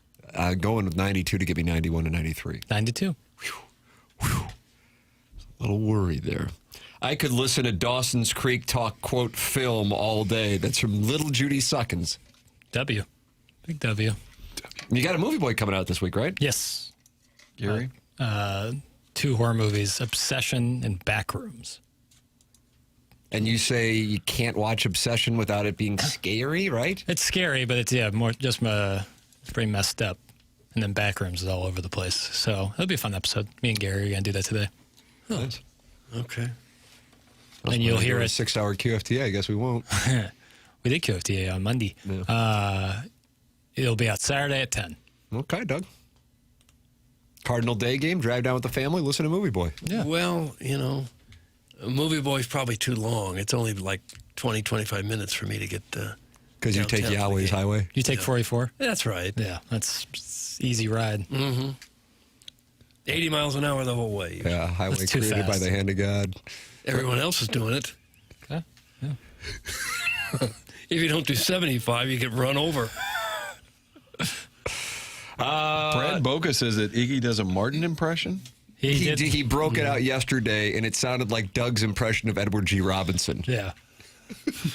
Can Martin stick around for the Strode Show? He was doing a Martin impression poorly. That's from Brad in Boca. You can call in. The phone lines are fixed. Oh, the phone lines are fixed. Yeah, you can call in. Mark Hanna, Evergreen Wealth Strategies. A big part of his impression is you looking up at the clock to see if your live read went close to 1 minute exactly. He's still sideways because he got me a surprise guest once, and I was live at spring training, and it was raining, so I had to go into that little walkway by the bathroom down there next to the Bartow office, trying to do a radio show back to St. Louis while guessing who was on the line. And I was at about my 30th guess. And I said, Ken, maybe we just share with the audience. We're probably out of time. And it was Bruce Greenwood, maybe? Oh, nice. I think it was. Flight. I didn't have a first question. That's a tough one to just you pick. think? Bruce Greenwood. I mean, he's been in a lot of movies. He's a wonderful actor. Yeah, but I had no reference he's far point. from Denzel. Yeah, I was just, okay. Hey, buddy, he's in movies. Okay, anything else? Yeah. He's been in a lot of them. I said, okay. Gosh, I'm looking at this guy now. I don't think I've ever seen him. You ever seen Flight? I don't think so. Oh, that's a good movie. Would recommend. He's in Doug, here's another thing for you to do. So that one you would 13 love. Days, The Core, Star Trek. He's been in a lot of movies. Yeah. You don't always. It's like a character recognize- actor. Yeah, okay. And a wonderful career. And I'm happy that he and Iggs are tight. I just. Yeah. After the 20th time, nothing. after the 20th time you've seen him in the movie, you'd then recognize his name. But before that, it would just be like, oh yeah, I've seen him before. Me on a headset in that hallway, Mike Shannon walking by. I'm like, is this Tony Danza? Tim, other than you making every Hall of Fame for broadcasting and media, I have never rooted harder for a non-Red Sox player to succeed than Mike McGreevy and having a great career. I just ordered his jersey for my son, daughter, and myself. He is exactly what you want a professional athlete to be. That's from Marsh's Collage program. Yeah, well, that's true. Was I on the air or off the air when I said to you boys, were we on the air or off the air? I mean, I'm leaning on you here, Papers. Off. We were off air. Thank you, Martin. I said, I'll tell you what, if he can have a run here and continue to pitch like he's pitching, he could become one of those fan favorite guys. Yeah. You know what I mean? For sure. He definitely has the makeup of that. Yeah. Super personable, gracious with his time. He's almost an Adam Wainwright clone. Yeah. With swear words. Mm-hmm. With the swear words. Only when pressed about his golf game. That is harassed. Yeah. By paper plants. Yeah. Paper plants. That's a good paper plant. I like that. Paper plants. I thought you were serious. They were not friends of No, yours. I didn't hire people to go out there. Well, not hire, but I tell people. No. No, I thought maybe you told a few of your friends it would be funny if they did that. So the Cardinals are losing 2-1 while Jacob deGrom carves up the lineup and 5 drunks on a Monday night are screaming at McGreevy. No. That's why I want to call. I want them to call in tomorrow if you can. Yeah. Find somebody. I endorse those guys. I just do. I want to make it clear. On board with it. However, I did not organize it. You could beat McGreevy. On the right day. You beat him 2 out of 10 times. My putting is really bad right now. I think I definitely need a new putter. I got to get away from the blade. Sometimes. I got to get away from the blade. I got a Scotty Cameron flat stick. Is it a this blade? guy. Is it a blade? No. It's a mallet? Yeah. Scotty went mallet. Scotty went off. Mallet season. I got to get a mallet. I hate because I've been the blade crusader for 10 years now. Doug, you know him as the Blade Crusader. Well, as the years go on, the mallets are more and more popular. I was still out there with the blade putter, but I think it's time to retire it. I just can't. Short putts especially. I think it's bad. all about what you're confident with. Any putter can strike the ball. Agreed. But at this point, it's been too long of bad putting, and I think I got to change up the equipment. Huh. I mean, it's a Ping Scots that I've had my dad probably about 20 years ago. Maybe less, 15 years ago. Time to change putters. Your guy Wellington left me a driver here one day. I saw that. That was for We're talking some sort of drivers. giveaway? Or is that for your game? Yeah, just for me. He said. Nice. He asked me if I had a fade or a slice. I said both. And he said, okay, I'm going to Never played with you, Martin. Let's do it. Putter talk. Terrific stuff. Okay, knock it That's off. from the Hunchback of Vaughn Castle, and he is not happy now. Blame Edmonds. Yeah, blame Edmonds. He says he's calling and there's no answer. Oh, no. Oh, why you complain about your putter? Oh, you gotta be horse plowing me. You dunce. 15's calling in. We got a guy talking about his 20-year-old putter. Like, that's the problem. Gotta be kidding me. Pull it together, boy. Pull it together, boy. Pull it together, boy. Pull it together, boy. I got eyes on the phones now. Call back in, Jimmy Paul. What if he called the wrong show? Might be in a hill of some sort. And now I can't get to him. Hey, is this Morgan and Crunch? We had our Called the wrong chance. show. All right, I'm going to break. Should I do that? Good idea. Just said call back in. Jackson was complaining about his putter. He'll know. Just disappointing. He's probably gone through putting. Ooh, All it is disappointing. I don't know. Caller ID does not seem like Edmonds, but I'll answer the phone. It's like you're fishing over there. Like, Breaking. oh, I got It's one. 101 ESPN.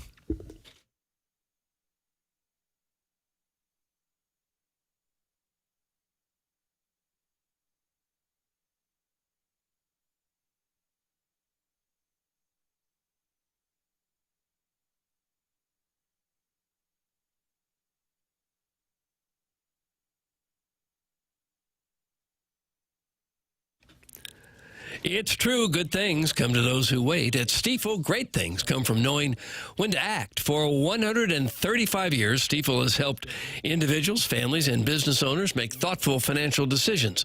Founded in St. Louis way back in 1890, Stifel combines deep local roots with national capabilities.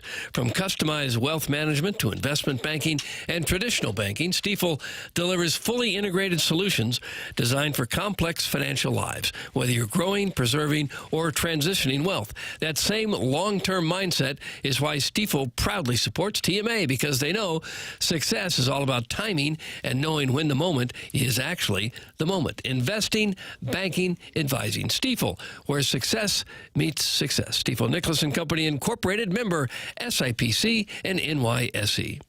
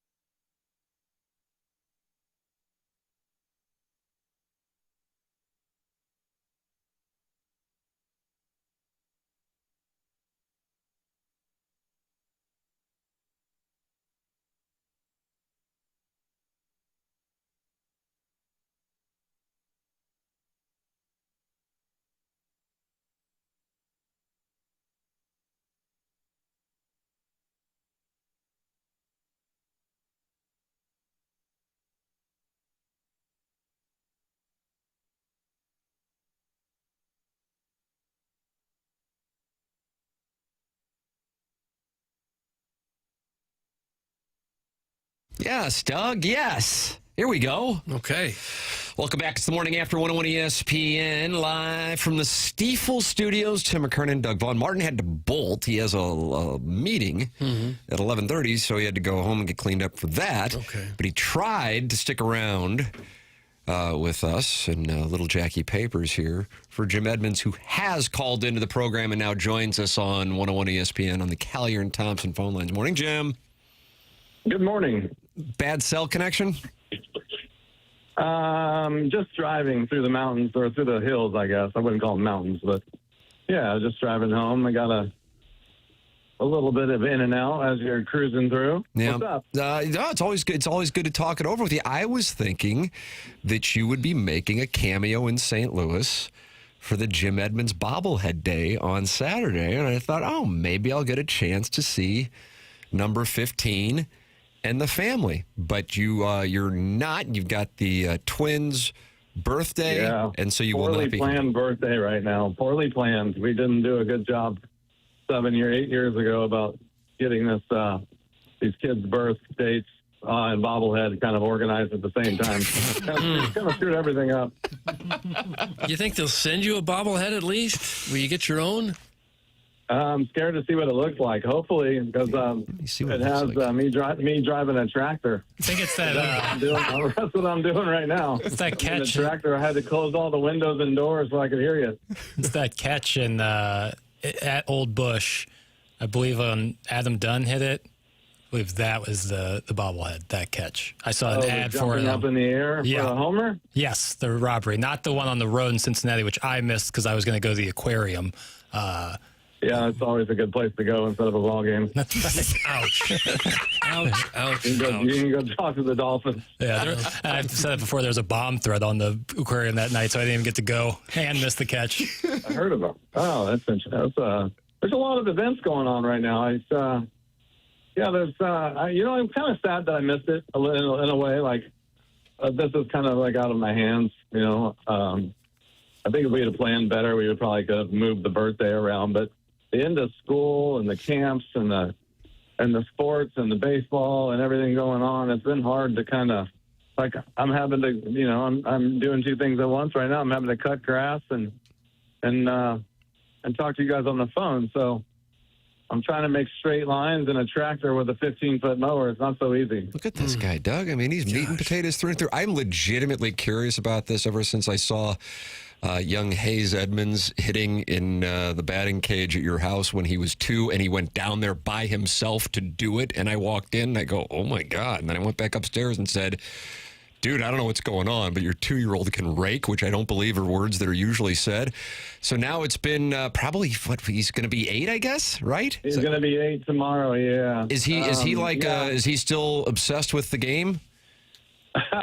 Yeah. Funny story, actually, that you asked. So I drop him off at baseball camp at a private school up north, closer to Nashville. I'm driving like 30 minutes to drive him up there, and I get up there, and I'm not going to say the school, but the head coach for the private school is running a camp. You know how they do for the kids every year, and sometimes the baseball team does it, but we don't have a professional baseball team, so a couple of the high schools around do it. And so after he's been there for a couple of days, I go to pick him up, and the first day the coach didn't know who I was, which was great, and I think actually Hayes filled him in. I was like, okay, you don't have to tell everyone that that's who your dad is, but I think he's starting to get to that age where I think it's cool. Anyway, so I go pick him up, and he's like, hey, I apologize, I didn't really realize it was you, blah, blah, blah. He goes, yeah, I had Hayes out there, and he's pretty good. And I go, yeah. And he goes, do you think you guys would ever consider maybe in a couple more years moving up here and going to school at our school?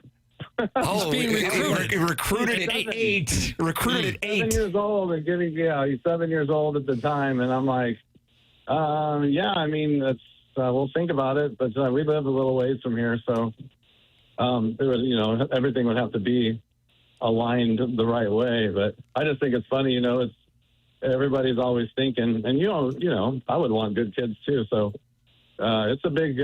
I talked to the coach today for a little bit, and it's telling me that a lot of schools are pulling kids away from other schools now because apparently now in high school, after college completely screwed up everything, high school now you can transfer without sitting out a year now.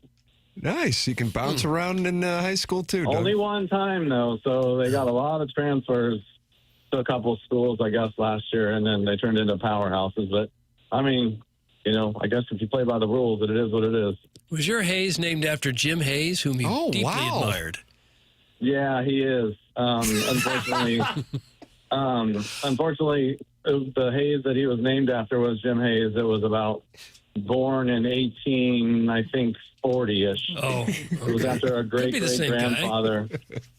Yeah, actually, but the hairdo, I think it could be the same guy. It's not that old. So you're actually cutting grass? Is this the grass around Closed your... up the doors of his tractor to call in while he's handling the grass cutting. So it's kind of, if you listen, it's kind of loud out there. We don't hear anything. One small door open. Well, they make mufflers nowadays on these tractors. It's amazing. Is this a field that a crop that you're growing, that kind of grass, or just grass around the house? No, I'm just cutting the side yard. I think the side is over here where I'm at. It's about 10 acres. All right. So what are you growing in the farm proper? Right now, my wife has a plethora of veggies and lettuce and stuff like that going. I'm proud to say that I brought home some tomatoes and I cheated a little bit and got some peppers that were a little bit, I'm going to say they were a little advanced over what she planted. And I'm winning the war right now with the vegetables. My stuff's coming out a little bit nicer than hers, and she was a little frustrated with it, but we get to eat a good salad because of it. Sounds like a nice little treat. Sometimes I'll we'll talk about texting you to see about coming on the show. And I don't know if it's you, Doug, or Martin, who says, I wonder if Jim has watched a game this year. And I don't know where to go if I were to fire a bet on that one. So what is the answer to that question? I think you know where to go. You just don't want to go there. Yeah, okay, so that's deep down. If you said, okay, you got to put $1,000 on it, I would say he has not. That's where my action is. And you're winning that bet. Yes. Okay. Pay up, Jackson. Ass. Yes. That's a nice win. Would you even know where to find it? I don't even know where I would find it. And we don't, I'm in Tennessee, first of all, so it's not on the local channel. And then we don't really turn on our TV that much in the secondhand part of it. So, yeah, I don't even know. I guess I could watch it on my computer. Yeah. Got the phone? But then I would have to figure out where the heck that's at, too. So, no, I don't even know how it's being televised right now, other than the old-fashioned way, right, on Bally Sports, which is now FanDuel. Correct? No. Or is that gone, too? No, that's gone, too. MLB TV. It's now MLB TV. Come on. FanDuel's no more? Yep, that's correct. Sounds like you missed the game a lot. Like, literally. Well, considering they were the ones that come to me and were like, hey, I don't know if we want to, I don't know if we're going to re-up everyone's contract and blah, blah, blah. And I was like, well, that's fine because I'm not interested in coming back anyways. So that's kind of an interesting take on everything. How long has this been going on? Like 2 years? I guess this is the first full year of it. Really? Yeah. So it's MLB Productions are handling the games for a number of organizations, and the Cardinals are one. I believe FanDuel defaulted on payment. Pretty sure that's a safe bet for MLB getting the Cardinal fan base. Yeah, that's accurate. I don't really understand this, too, to be honest with you. You would know better than me, and hopefully you have an educated answer for me because of what you guys do. But how does it not make money? Or you just can't have them all because some of them can't make money? How do you not have the Cardinals great question. Channel not make money? 100%. It's a great question because it really has actually impacted it. I mean, I'm saying this from outside looking in, but Bill DeWitt has been on the show and talked about it. They overpaid for the rights because back in the day, everybody had the cable. When they had cable, the rights fees were rolled into people's bills, and they didn't know they were paying them.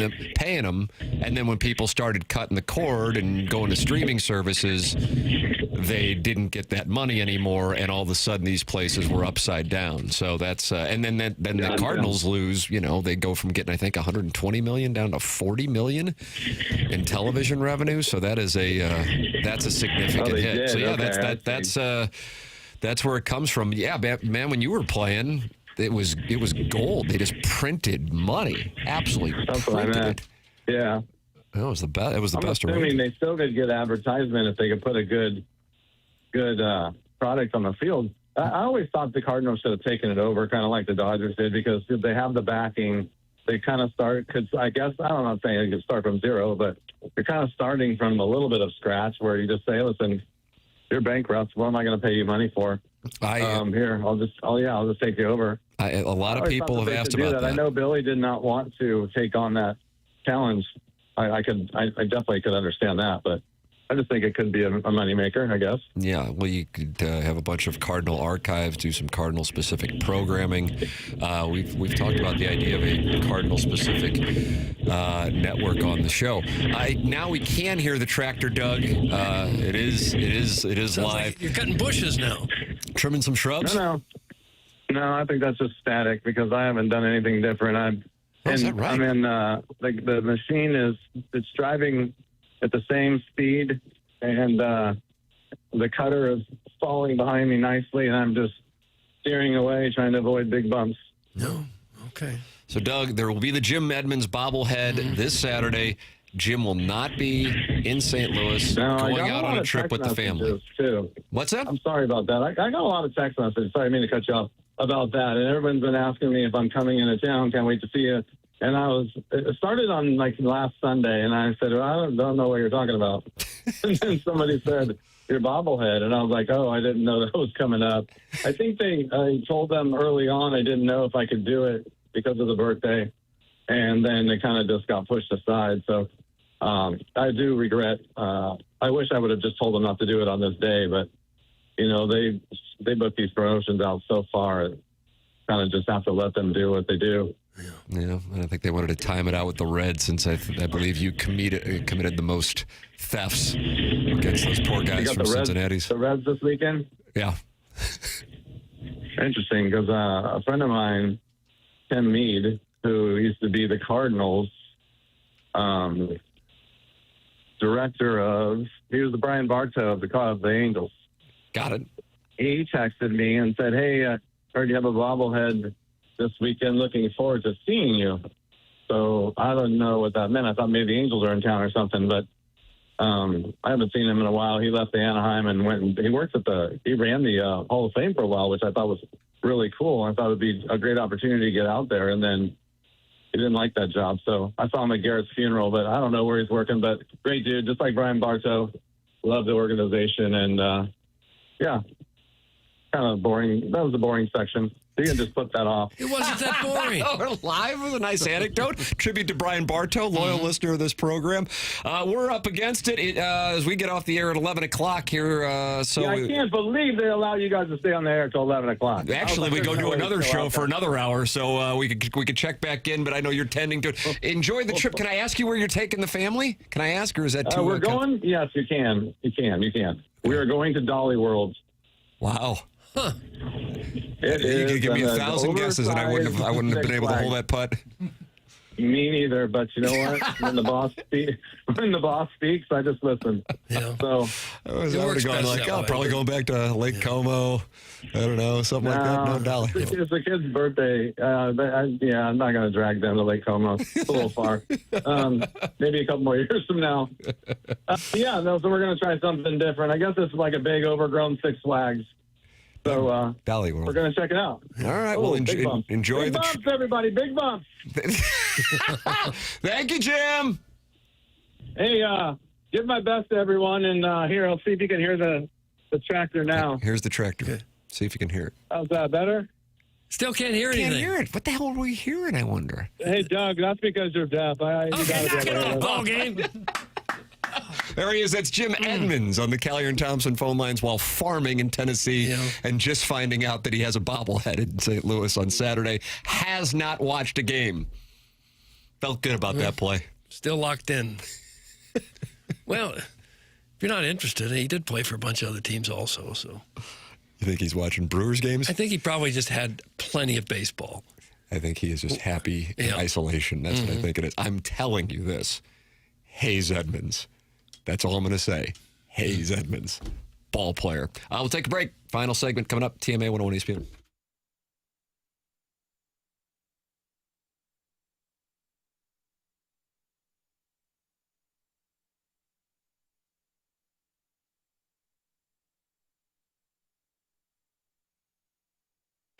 If you haven't checked it out yet, 5 Iron Golf in Clayton is indoor golf done right. High-tech simulators, amazing food and drinks. Man, they have really good pizza there. And a fun golf atmosphere, rain or shine. Happy hours hit different at 5 Iron Golf. Grab your friends, play world-famous courses indoors, and enjoy craft cocktails, beers, and bites in high-energy atmosphere. Happy hour specials are available from 3 to 6 and include $5 drafts, domestic cans, and shots. 5 Iron also just launched a new menu with some delicious features like shrimp tacos, Wagyu beef smash burgers, cheese curds, and more. If you're looking to sharpen your skills for the summer, book a 90-minute spring tune-up at 5 Iron and get your game ready for the season. Receive a movement analysis, swing analysis, and bag evaluation with a golf pro using TrackMan technology, not just hitting balls and guessing. It matters. Go to 5 Iron Golf in Clayton at 8015 Forsyth Boulevard or 5irongolf.com.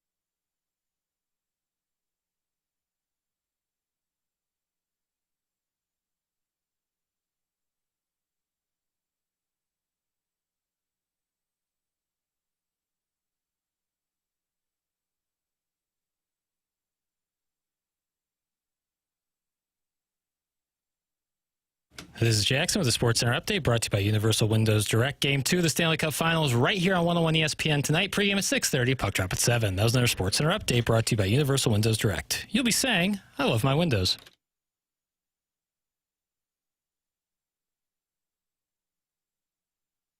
All right, Jackson, who won the Design Air Heating and Cooling email today? Sorry. Our winner today is Jugs in D.C. Jugs in D.C. gets the win for the Design Air Heating and Cooling email today. BK and Ferrario coming up next. We're headed down the hallway. This is the Morning After 101 ESPN.